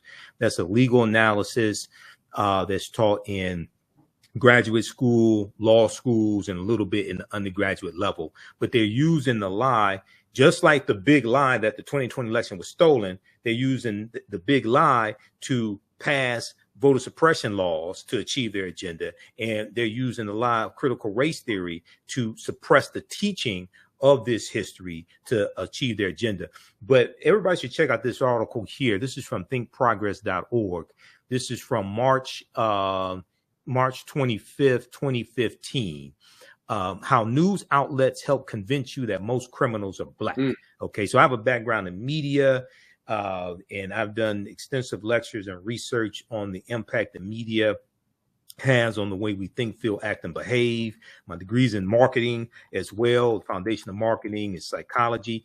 But this was a nationwide study that looked at local news stations. Okay, and it found that the local news stories that they covered dealing with crime, okay, disproportionately showed African Americans as the perpetrators. All right. And they looked at in New York City, for instance, they looked at WABC, WNBC, WCBS, they found that African Americans were overrepresented as suspects in theft, assault, and murder coverage. And they said on WABC, WNBC, and there was one other one here. I'm trying to get rid of this ad. WABC, WNBC, and WCBS, 82%, 73%, and 70% of all wrongdoers were African Americans. However, data from 2010 to 2013 shows that Black people only accounted for 55% of murders, 49% of assaults, and 55% of thefts in the city of New York City. So this goes back to what I was saying. The way you treat a people is largely based upon what you think about a people. What you think about a people is what you have read, seen, and heard about a people, and what you've been shown about them. This is programmed. Okay, so this is what we have to attack and deprogram. So this is why the work that you do, brother, is so important. Go ahead once again and give people your website, how they can get in contact with you as well. Yes, please go to readingrevolution.org. Again, readingrevolution.org. You can click on parents, and you can take advantage of the special that we have for everybody on the African History Network. If you desire to purchase a one-year membership to Reading Revolution online, once you click to buy, in the coupon code, you can just use the words read, the word read in capital letters, READ. Just type in READ, and you will get a significant $200 discount. But we want to encourage all of the parents to make this investment in yourself and your children, even if they go to a private school. But our children need this. So readingrevolution.org. If you're interested in bringing me to your school or school district, or to any function that you're putting on, your college or your university, you can go to drакua.net. That's DRAKUA.net. Again, DRAKUA.net. And you can look in the menu, and it will say Book Dr. Akua. You click there and you put in the specifications of the event that you would like for me to speak at, and it will send an automatic email to my assistant, and we'll see if we can get you on the calendar and make it happen. But we would love to come to your city, to your school district, to your college or your university. In addition to that, even more than that, we want you to get Reading Revolution online. We want you to take it up and let your child's principal and assistant principal and teacher know about Reading Revolution online, and tell your neighbors and your children's friends, parents, and different things of that nature. Let's spread the word. All right. Excellent, brother. Well, look, man, it's always good to talk to you. Thanks for coming on the African History Network show today. People visit this website and take advantage of this, use this information with your children. And we'll talk to you next time, brother. Okay. Well, brother, I want to thank you for having me on, and I want everybody. Oh yeah, no problem. I want everybody who's listening to know I'm not just a guest today. I'm a viewer of the African History Network. Yep. I know, brother, you always do your research and you bring it. So I want to thank you for what you're doing, and I will always be a supporter of the wonderful work that you're doing. Oh, thanks, man. We appreciate you and the continued support as well. And sometimes we're at the Liberated Minds Black Homeschooling Education Expo together. We've both been speakers there numerous times down in Atlanta. They changed it. It used to be the third week in July. They changed it now. But yeah, keep up the good work, brother. Okay. Right. All right. Peace. All right, everybody. This is Dr. Chike Akua. Support this brother's work. People often say, we need this, we need that. But then they don't understand that you have to support it. Otherwise, it's going to go the way of the dinosaurs. It's not going to exist. Okay. All right. Now, if you like the type of information that was shared here today, I mentioned this earlier. Visit our website, TheAfricanHistoryNetwork.com, TheAfricanHistoryNetwork.com, and register for the online history classes that I teach on Saturdays and Sundays. Okay. Saturdays, and normally I would teach one today, but I said, okay, we're going to interview Dr. Chike Akua. So next Sunday we'll be in class. But Saturdays, I teach a 12-week online course that I created called Ancient Kemet, one of the original names for Egypt, Ancient Kemet, the Moors, and the Ma'afa, Understanding the Transatlantic Slave Trade, what they didn't teach you in school. We deal with thousands of years of history and what leads up to the transatlantic slave trade taking place. We had a fantastic session yesterday. We dealt with the Dogon and how the Dogon originate in the Nile Valley region of Africa, the Dogon of Mali. We talked about Benjamin Banneker, and it's believed that Benjamin Banneker's grandfather, Banneker, was West African and possibly Dogon. We talked about astronomy, all of this, and the connection between the Dogon and ancient Kemet.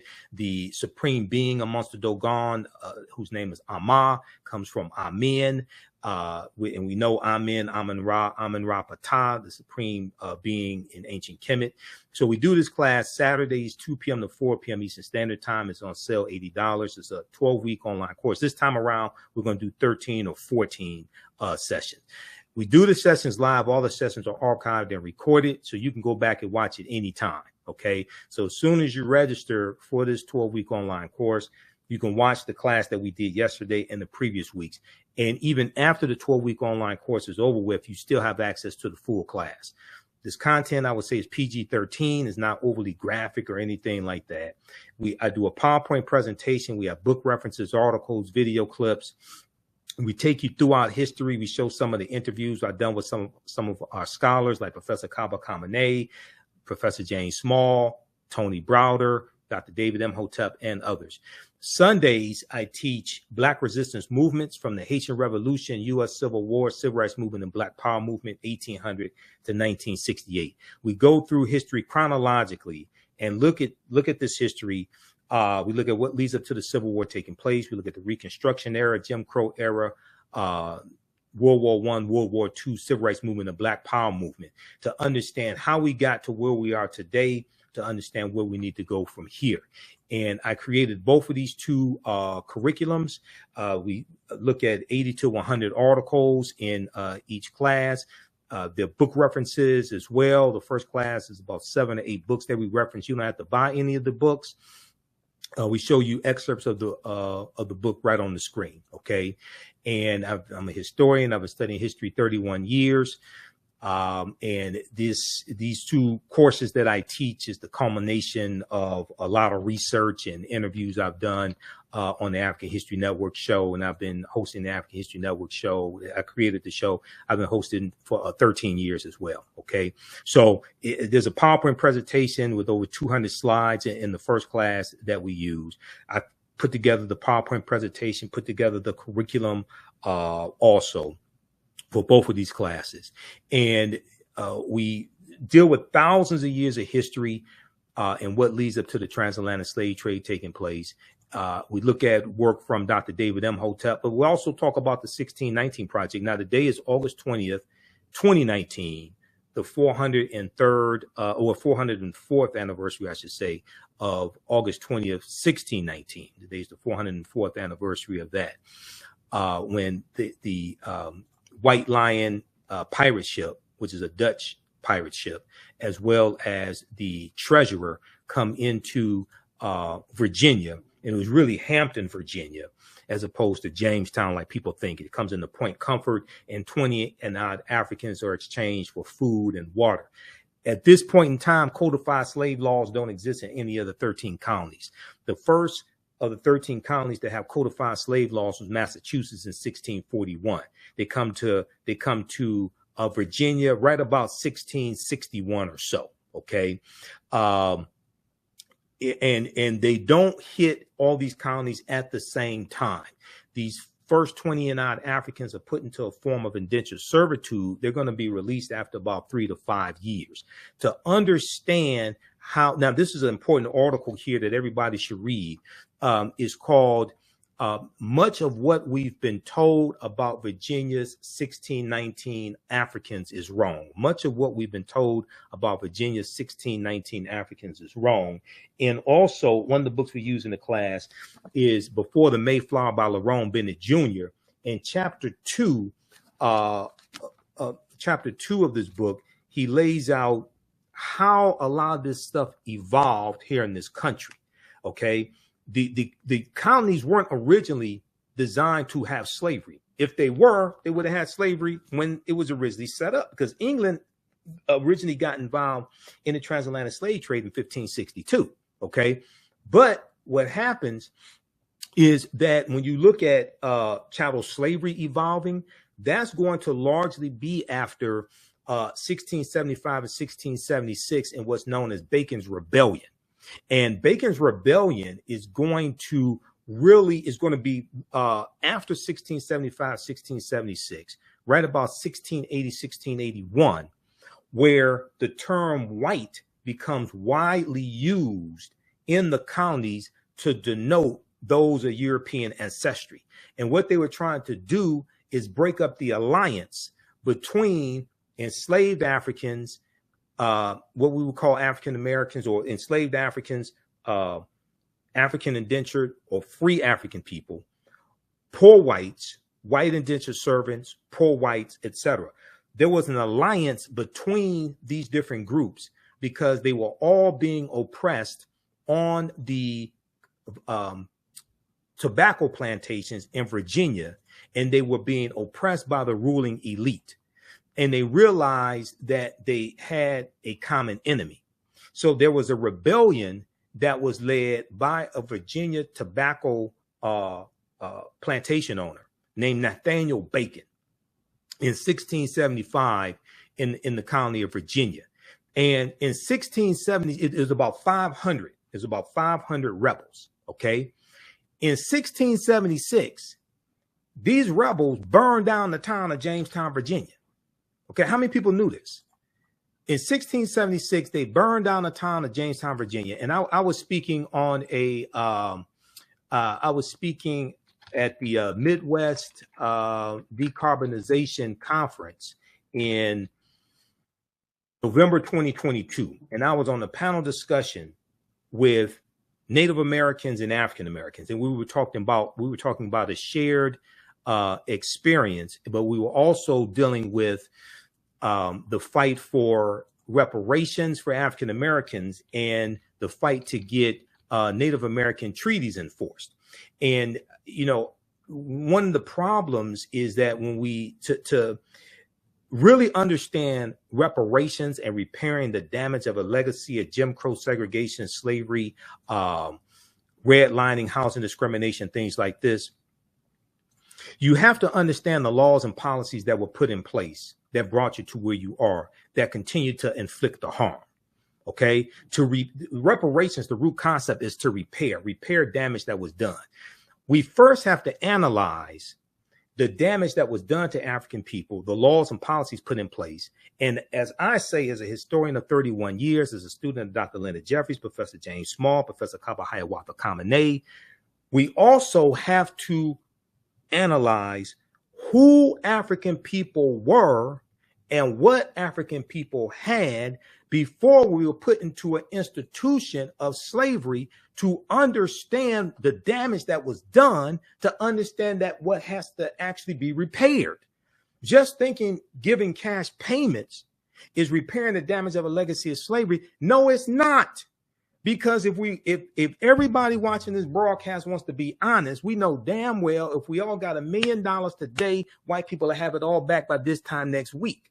And all the laws and policies that have maldistributed wealth, power, and resources will continue to be in place that continue to inflict the harm. So cash payments can be part of a comprehensive repairing the damage of a legacy of slavery and Jim Crow segregation, etc. It can be part of comprehensive reparations, but it cannot only be the form of reparations, because once you spend the money, you have not changed the laws and policies that continue to inflict the harm. So to understand some of this history, what I did was during the panel discussion, I broke down briefly Bacon's Rebellion. And so many people, regardless of race, don't understand this history. Okay, so Bacon's Rebellion was triggered when a grant for Native American lands was denied. And there's a piece at blackpast.org that talks about Bacon's Rebellion, but also King Philip's War, which was a Native American uprising as well. But the origins of Bacon's Rebellion rested with the conquest of the Powhatan Indian Confederation, 1644-1646, and the Confederation's lands being distributed to the English planter class. Despite their defeat, Indians formerly associated with the Confederation continued squatting on these lands, which caused the Virginia colonists to engage in warfare against them.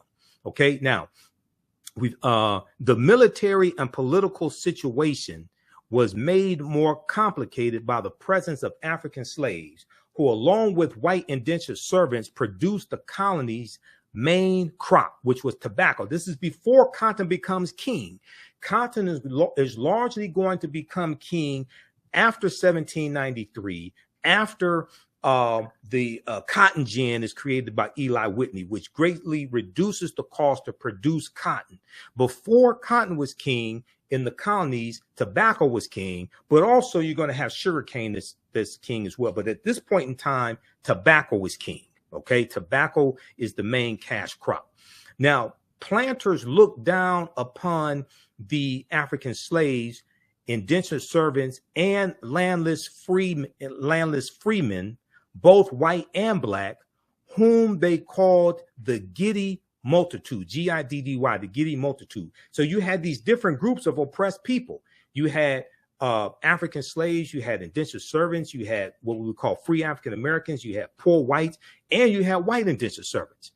During the decades of the 1650s and 1660s, a sizable number of indentured servants, both black and white, both African and European, who had completed their required indentured labor service, clamored for old Powhatan land as well, which was under the control of Governor Berkeley, who was the governor of the Virginia colony, and his planter class associates. Nathaniel Bacon, a wealthy white Virginia planter, declared himself the leader of the colony's former indentured servants, freemen, African and white, African and European, newly arrived landless white immigrants from England, Scotland, or Ireland, and enslaved Africans, all of whom bonded together because of their common exploitation on the large tobacco estates in Virginia. All these different groups of people from different countries realized that they were all being oppressed by the same ruling class, and they took up arms to overthrow the ruling class. Now, on September 9, 1676, Nathaniel Bacon and his followers returned to Jamestown, Virginia, and battled forces loyal to Governor Berkeley. He forced Governor Berkeley and his followers to retreat, and then Nathaniel Bacon and his 500 rebels burned down the town of Jamestown, Virginia. They burned down the town of Jamestown, Virginia. Now, I don't know if this was the inspiration for the song, the roof is on fire. We don't need no water. Let this burn. I don't know if that was the inspiration for it, but it very well could be. Okay. I don't know that. I don't know if there's a historical fact. Okay. But it could be. Who knows? All right. Now, how many people remember that song? Okay. Now, let's go back to this here. Okay. So there's a good article from history.com, official website of the History Channel, that deals with Bacon's Rebellion as well. And we reference numerous sources here in the class. Toward the end of the 17th century, labor from England began to diminish. So what happens is the economy in England improves, and there's less of a desire of white people to come from England to be indentured servants here in the colonies. So you have a drying up of the labor force, of the white labor force, okay? Toward the end of the 17th century, toward the end of the 1600s, labor from England began to diminish, and the colonies were faced with two major dilemmas. The colonies were faced with two major dilemmas. The first dilemma was how to maintain control over the restless poor and the freedmen who seemed intent on the violent overthrow of the colony's leaders, because they were all being oppressed by the same ruling class, the same 1% or 10%. Okay. The second dilemma that the colonists in control, the planter class, the rulers, the second dilemma that they were dealing with was how to obtain a controllable labor force as cheaply as possible. The colonial leaders found a solution to both problems. By the 1690s, they had divided the restless poor into categories reflecting their origins, homogenizing all Europeans into a quote unquote white category and instituting a system of permanent slavery, or what we call chattel slavery. You are enslaved for perpetuity, and your children are born in slavery and their children are born in slavery. So they use the term white widespread to put all Europeans into this one category and put them on team white. Okay. And then they instituted a system of laws to institute permanent slavery for Africans, the most vulnerable, and the Africans were the most vulnerable members of the population. Okay. Now, Encyclopedia Britannica at Britannica.com, they have information on the history of the idea of race. This is where this citation comes from. The history of the idea of race. That's at Britannica.com, Encyclopedia Britannica. Okay, let's continue here. And then also there's an article from History.com, official website of the History Channel, why America's first colonial rebels burned Jamestown to the ground. Okay. That's the History.com, official website of the History Channel. Now, if we look at page 40, and these are all slides that we actually use in the class that I created. Okay. Ancient Kemet, one of the original names for Egypt, the Moors, and the Ma'afa, understanding the transatlantic slave trade, what they didn't teach you in school. You never see a class like this. You probably haven't seen a class like this before. Okay. So when we look at page 40 of chapter 2 of Before the Mayflower by Lerone Bennett Jr. Now, this is from the 6th edition, Lerone Bennett Jr. is laying out this history, and he talks about the fact that for all practical purposes, he says, of all the improbable aspects of this situation, he's talking about in the early 1600s, okay? Of all the improbable aspects of this situation, the oddest, O-D-D-E-S-T, the oddest to modern blacks and whites is that white people did not seem to know that they were white. It appears from surviving evidence that the first white colonists had no concept of themselves as white people, white as we think of it today, with some of them, not all of them, but some of them having a superiority complex, about 74 million that voted for Donald Trump in 2020. Okay. The legal documents identified whites as Englishmen and or Christians. Okay. So this is before about 1681 in the colony of Virginia. And the term who we would call white people were identified in legal documents as Englishmen or Christians, okay, early on in the early 1600s. The word white, with its burden of arrogance and biological pride, developed late in the century, late in the 17th century, late in the 1600s, as a direct result of slavery and the organized debasement of blacks. But that's going to be after Bacon's Rebellion of 1675 to 1676. The same point can be made from the other side of the line, talking about African people.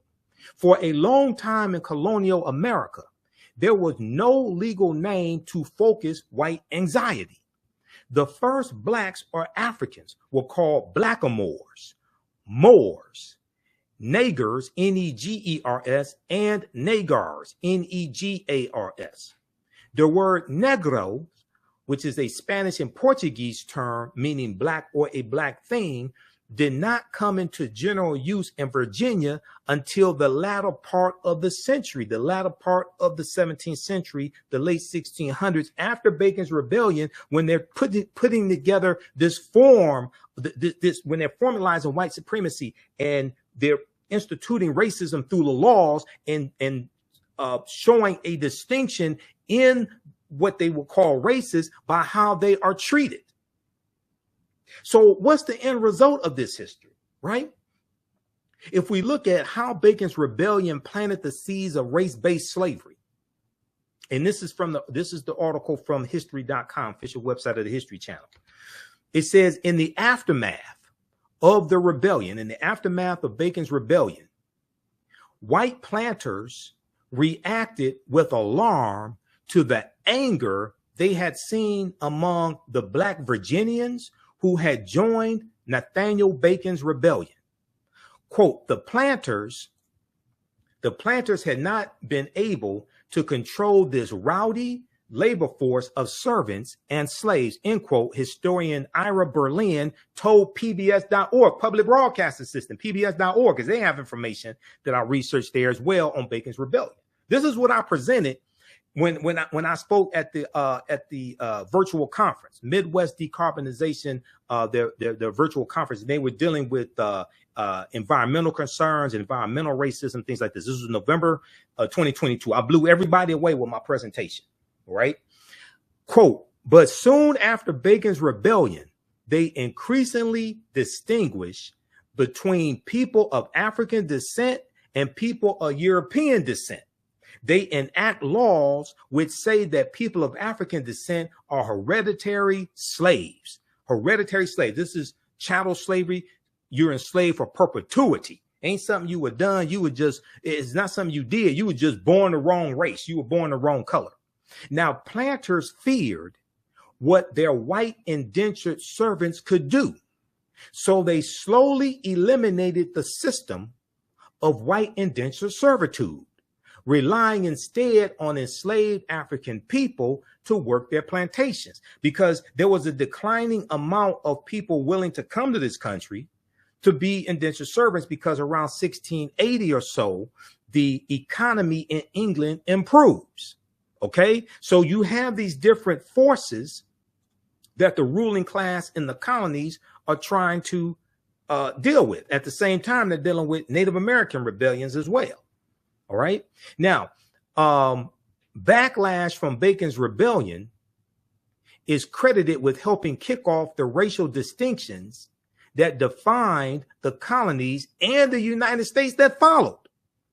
Now, most Americans don't know anything about Bacon's Rebellion. They think it's about bacon that you eat or something, grits and bacon, bacon and eggs or something. No, this helped shape racism in America and racist policies in America that we're still feeling the effect of to this day.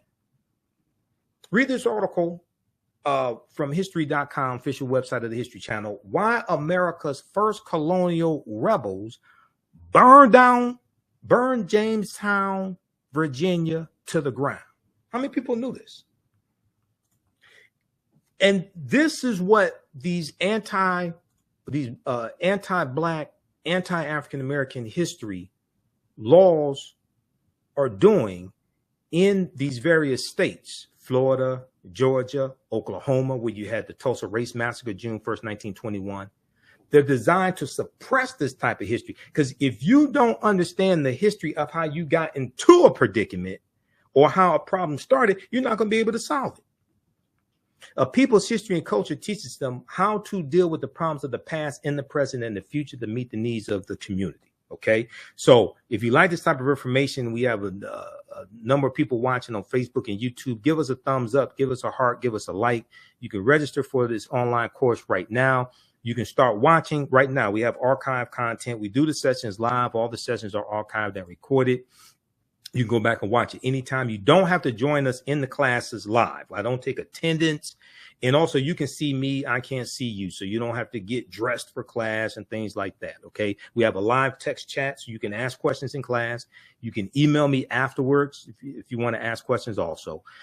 Saturdays, 2 p.m. to 4 p.m., I teach ancient Kemet, one of the original names for Egypt, the Moors, and the Ma'afa. The Ma'afa is a Kiswahili term, which means the Great Disaster, our Holocaust, or the transatlantic slave trade. Ancient Kemet, the Moors, and the Ma'afa, understanding the transatlantic slave trade, what they didn't teach you in school.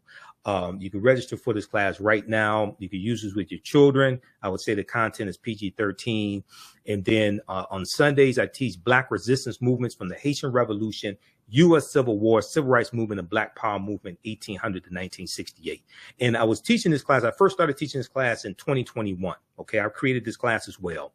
The second one, because I had so much information in the first class that I knew that this period from 1800 leading up to the Civil War, what causes the Civil War to take place, the Louisiana Purchase of 1803, Missouri Compromise of 1820, Mexico winning its independence from Spain, 1821, Vicente Guerrero becoming president of Mexico, second president of Mexico. He was of African descent, 1829, Texas winning its independence from Mexico, 1836, Mexican-American War, 1846, 1848, Treaty of Guadalupe Hidalgo in 1848, which ends the Mexican-American War. And as a result of the Treaty of Guadalupe Hidalgo, the U.S. gets the territory from Mexico that makes up California, Arizona, New Mexico, Colorado, Utah, and Nevada.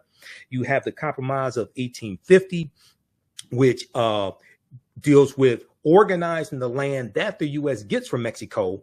And California comes into the Union in 1850 as a free state, but they do try to ban all free African Americans under their first governor, Peter Burnett, by the way. They tried to ban all free African Americans. It didn't work. But the fifth bill in the Compromise of 1850 was the Fugitive Slave Act of 1850. Okay, which went farther than the Fugitive Slave Act of 1793. And we know the U.S. Constitution sanctioned slavery. In Article 4, Section 2 of the U.S. Constitution laid the foundation for the Fugitive Slave Act. So this is why it's important to read the U.S. Constitution. So I hear all these people talking about we want reparations, we want reparations. And if you're seeking a legal remedy to a historical problem, that would imply to me that you need to understand both law and history. Unfortunately, most of our people, especially a lot of people saying we want reparations, don't understand either one. And the foundation of law in this country is the U.S. Constitution. You need to read the U.S. Constitution. Also study the treaties as well, like the Black Freedmen Indian Treaties of 1866. And I talked about the Black Freedmen Indian Treaties in when I spoke at the conference. Okay, and what I found very interesting is that the Native American, so there's about 7 of us on the panel. It was a virtual panel. It's about, I think, 3 Native Americans, 1 person who was African American and Native American. And I could be classified as that too, because I had Cherokee on my mother's side, Cherokee and Blackfoot, because my mother's family's from Tennessee. But and then you had about 3 or 4 African Americans, right? Native Americans were talking about getting treaties enforced. African Americans were talking about getting a study done. They were talking about HR 40. And my thing is like, why the hell are we trying to focus on the study? Now, this was before California came out with their final study, which is 1,000 pages. Everybody needs to go read the executive summary and read it. And they put forth at least 110 policy recommendations to repair the damage of, even though California does not have a deep history of slavery, like say Texas, because 1850 California, between 1850 and 1860, California has maybe about 1,500 people who are in a semi-slavery status, where 1865, when Major General Gordon Granger goes into Galveston, Texas in June of 1865, Texas has 250,000 enslaved Africans. So California doesn't have a deep history of slavery like Mississippi, Georgia, Alabama, Texas, anything like that. Okay. But they do have a rampant history of racism, discrimination, housing discrimination, redlining, voter suppression, things of this nature. Okay. But I talked about the Black Freedmen Indian Treaties of 1866. And the reason why I discussed this is because we have a history, our ancestors, of getting benefits from these treaties. And the reason why is because The 1830 president. Okay, I'm really trying to wrap this discussion up. I know it may not seem like it, but I'm really trying to wrap this discussion up. But let me just try to wrap it up with this here. So 1830, President Andrew Jackson, Donald Trump's favorite president, one white supremacist who loves another white supremacist. Andrew Jackson signs the Indian Removal Act of 1830, which pushes the Choctaw, Chickasaw, Creek, Cherokee, and Seminole Indians off their land in southeastern United States. And they go over 1,000 miles out west into Oklahoma, or what's known as the Trail of Tears. Okay. Now, these are what Europeans call the 5 civilized tribes of Native Americans. All right. All 5 of these Native American nations all own African slaves, and the Cherokee own the most. Okay, and I have Cherokee in my family, so there's a history of this, right? So there's an article from the New York Times, September 8th, 2020. Black Native American and fighting for recognition in Indian country. Enslaved African people were also driven west along the Trail of Tears, the 1830s, after a historic Supreme Court ruling. Their descendants are fighting to be counted as tribal members. So about a third of the people who were on the Trail of Tears were African people, okay? Slaves of the 5 civilized tribes of Native America. Some people wanted to call them servants. If that makes you feel better and helps you sleep at night, okay, you can call them servants. Yes, they're Africans married into the, yes, you had people who were part African-American, part Native American. That's true.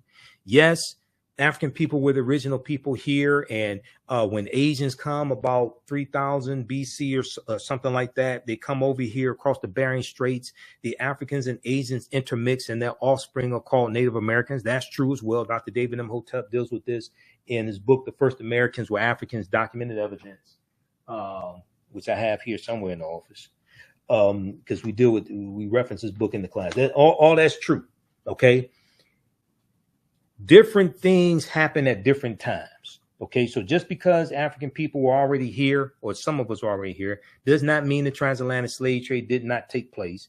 And just because the transatlantic slave trade took place does not mean that African people were not already here. You have to understand a chronology of the last 50,000 years of history.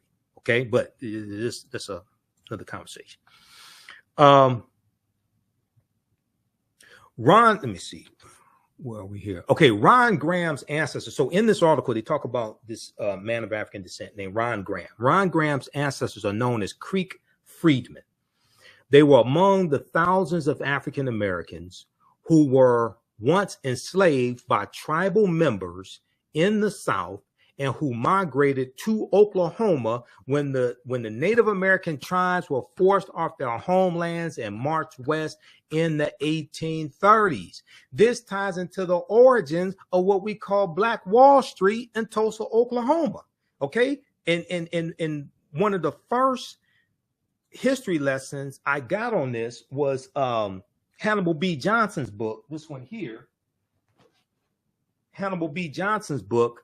Black Wall Street from Riot to Renaissance in Tulsa's historic Greenwood District. This book right here, one of the best books that you read dealing with the real history of Black Wall Street. This is one of the first historical books to really deal with this. And this, he had, this was like the second edition, I think. This came out in, I think it was 2001 or something like this.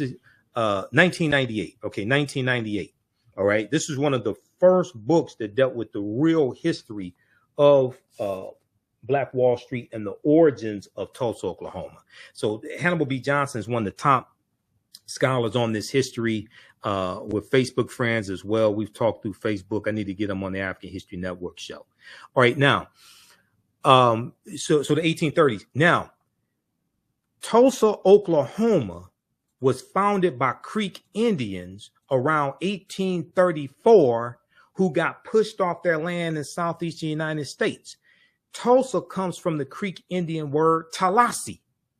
And the Creek Native Americans, they take their African slaves into Oklahoma.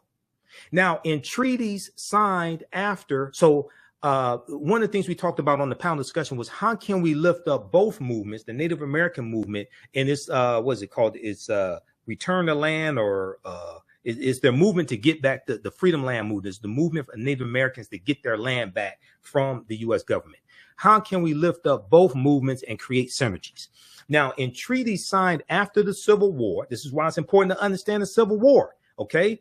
1861, April 12, 1861, it starts in South Carolina with the attack on Fort Sumter, which was a military stronghold. It ends, well, General Robert E. Lee surrenders to Ulysses S. Grant April 9th, 1865 at Appomattox Courthouse in Virginia, but it does not come to an official end until August 1866, because even though General Robert E. Lee surrendered and his army was the largest Confederate army, it was not the only Confederate army. You had General Joseph E. Johnston of Tennessee. He had a Confederate army as well. You had Nathan Bedford Forrest, that Klansman, that clan. Nathan Bedford Forrest goes on to be the first Grand Wizard of the Ku Klux Klan in 1867. Okay, you get into the Fort Pillow massacre led by Nathan Bedford Forrest. All this, you got about 200 African American soldiers who were executed at the Fort Pillow massacre. So this is a deep history here. Okay. Now, in treaties signed after the Civil War, 1861, 1865, they won freedom and were promised tribal citizenship and an equal stake in the Native American tribes' lands and fortunes. They're talking about African Americans who we call black freedmen. Black freedmen, former slaves, or ex-slaves. Okay. After slavery ended, they didn't keep calling themselves slaves, which why it doesn't make sense for some African Americans today to call themselves descendants of slaves. Because after slavery ended, they stopped calling themselves slaves. And when their children were born, they didn't call their children descendants of slaves. African people took up arms, and if you understand the history of the Civil War, you had about 200,000 African American men, including Harriet Tubman, who was a woman, who fought in the Civil War, took up arms to fight for their freedom and the freedom of their children and future generations. So why would we put our ancestors back into a condition that they took up arms to fight to free themselves from? If you want to say you're descendant of former slaves, okay. Not sure why you would define yourself as that, because African people were here tens of thousands of years before slavery ended. But okay, if you want to call yourself a descendant of ex-slaves, descendant of black freedmen, okay. But why would we identify with a condition that our ancestors took up arms to fight to free themselves from? As a historian, that doesn't make any sense to me. But okay, that's what you want to do. Now, in treaties signed after the Civil War, they won freedom. They were promised tribal citizenship and an equal stake in the tribe's lands and fortunes. But what followed were broken promises, exclusions, and painful fights over whether tens of thousands of their descendants should now be recognized as tribal members, because our ancestors who were in these treaties got land from these treaties. This is how you get a Sarah Rector. Sarah Rector, who was parents were owned by Muskogee Creek. Okay, she becomes the richest Afro-American girl in the country because oil is discovered on her land in Oklahoma. And they get land from the Dawes Allotment Act of 1887 and the Black Freedmen Indian treaties. Now, these treaties, what happens is about 1941, the U.S. government conspires with the 5 civilized tribes of Native Americans to redefine what a Native American is. And they said that you had to have one quarter or one quantum Native American blood. So many of our ancestors get pushed out of these treaties and their land is taken away. But these treaties are still on the books right now. Now, Dr. Claude Anderson, one of my teachers who we've had on the African History Network show years before a lot of these other people found out about him. Okay. We had Dr. Claude Anderson on years ago. He was fighting for years to get these treaties enforced for Black people. But now attorney Demario Solomon Simmons out of Oklahoma, out of Tulsa, Oklahoma, who is descendant of Muskogee Creek African Americans, Black freedmen, he has taken up this fight. And he's an attorney. Sometimes we're on Roland Martin Unfiltered together, because some of you all see me on Roland Martin Unfiltered. I've been on Roland Show. It'll be 3 years, October 2023, that I've been a panelist every Friday on Roland Martin Unfiltered. And what I was saying on the panel is, while we focus on the study, we need to be focused on getting these treaties enforced.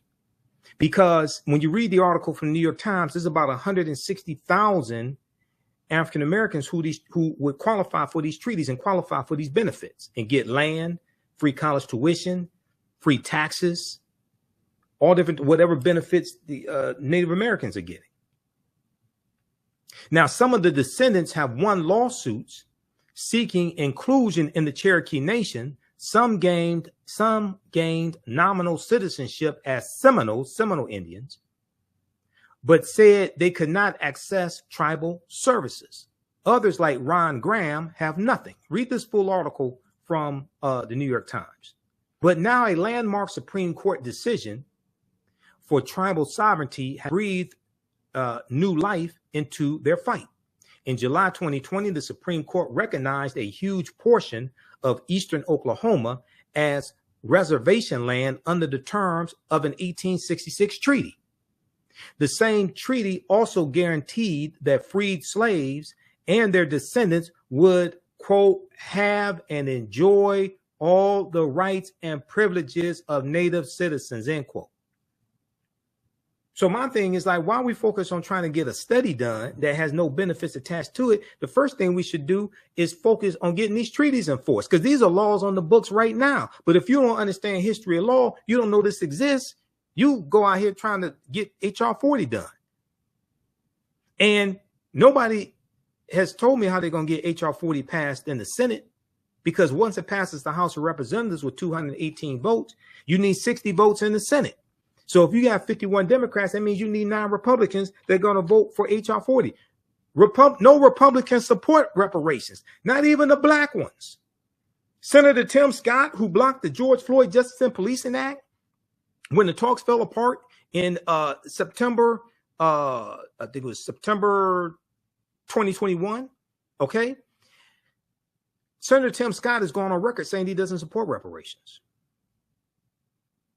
So he's not going to vote for it. If the black Republican doesn't vote for reparations, how many white Republicans you think going to vote for it? Byron Donalds out of Florida, that Negro, he doesn't support reparations. Burgess Owens out of Utah, he doesn't support reparations. John James out of Michigan, he doesn't support reparations. So if black Republicans don't support reparations, how many white Republicans you think going to do it?